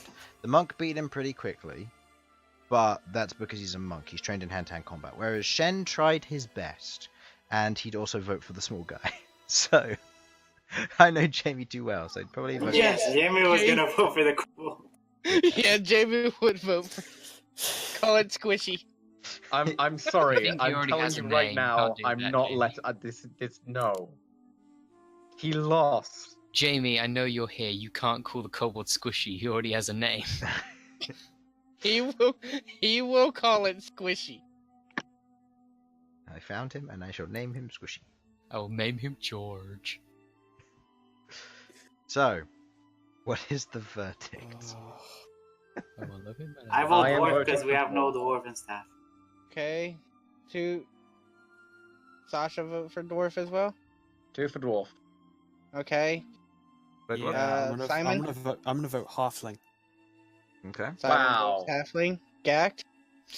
I'm gonna vote for the kobold. Kobold? Christ. Look, if it's Please- close, they okay. won't feel bad. Malcolm, please vote for the Halfling, because that would be a 3-way tie. I Okay. can't vote for the Halfling. No. Okay, here's what I'm gonna do. I'm gonna create a poll in the Dawnseekers channel. Oh, You're no, gonna- I've got a better idea. You're gonna vote Let's for ask what the you star. want. Oh. Yeah, we could ask the Saf. I mean, okay. they'll be working with them. They'll be seeing them more often than we Okay. do. Yeah. Preferably, we should ask the guards, because the guards are... Yeah. Guards and Zuvin, Okay. I think. I are mean, the- I are the guess that important is why we had them there. So Okay, Zuvin will tell you the following. He likes the idea of the Goliath. The Goliath is good. She knows what she needs to do. He's not too fond of the dwarf. The dwarf was quiet, a little bit arrogant, but he seemed to be very jumpy. Which means he probably has something to hide. Zuvin picks up on that. The guards say that the dwarf is good. He's showing a lot of good skill, but ultimately he really only seems to have a capacity for fighting with weapons, which is always good, and he has the range for it, but ultimately, when it comes down to it, if it's a simple tavern brawl, weapons aren't going to be allowed. The fact that they use magic and hand-to-hand combat's nice. Bardra doesn't like the idea that there's going to be another monk, so she hates the halfling. It's too stepping on her toes. Bardra and Peneva both like Shen, because Shen is cute. He also has a Displacer Beast, which could actually be really useful for the tavern.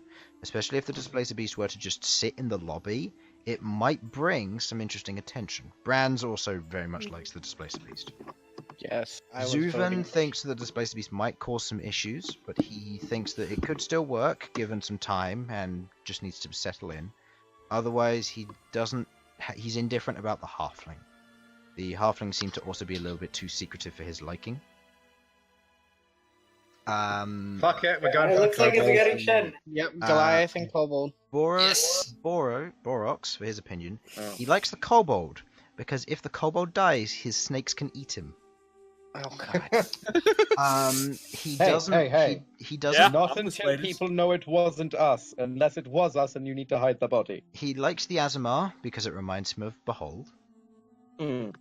He he doesn't mind the dwarf, but he also agrees with the viewpoint that there aren't any dwarves in the tavern yet, but there's a large majority of dwarves. He also mentions that there aren't any humans, and there's a large majority of humans.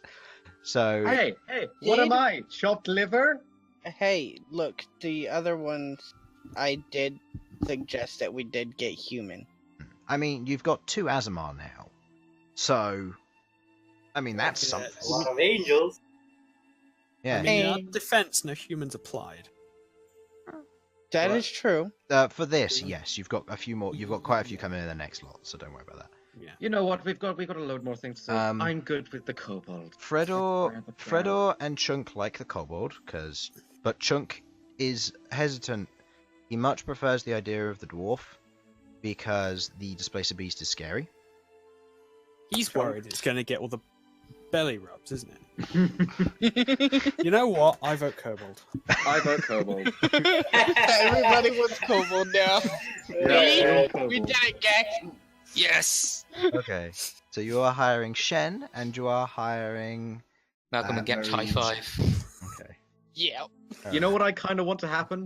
I want the kobold to like hang around on her shoulder and basically have a tall and small thing going on. On whose shoulder? Oh, on The Goliath. Goliath. I forget her name. Yeah. Okay. What Okay. is her name again? I didn't get it. in my notes. Marie Jen. Jen for Jen. Marie Jen. Jen. Okay. And does Shen have a last name?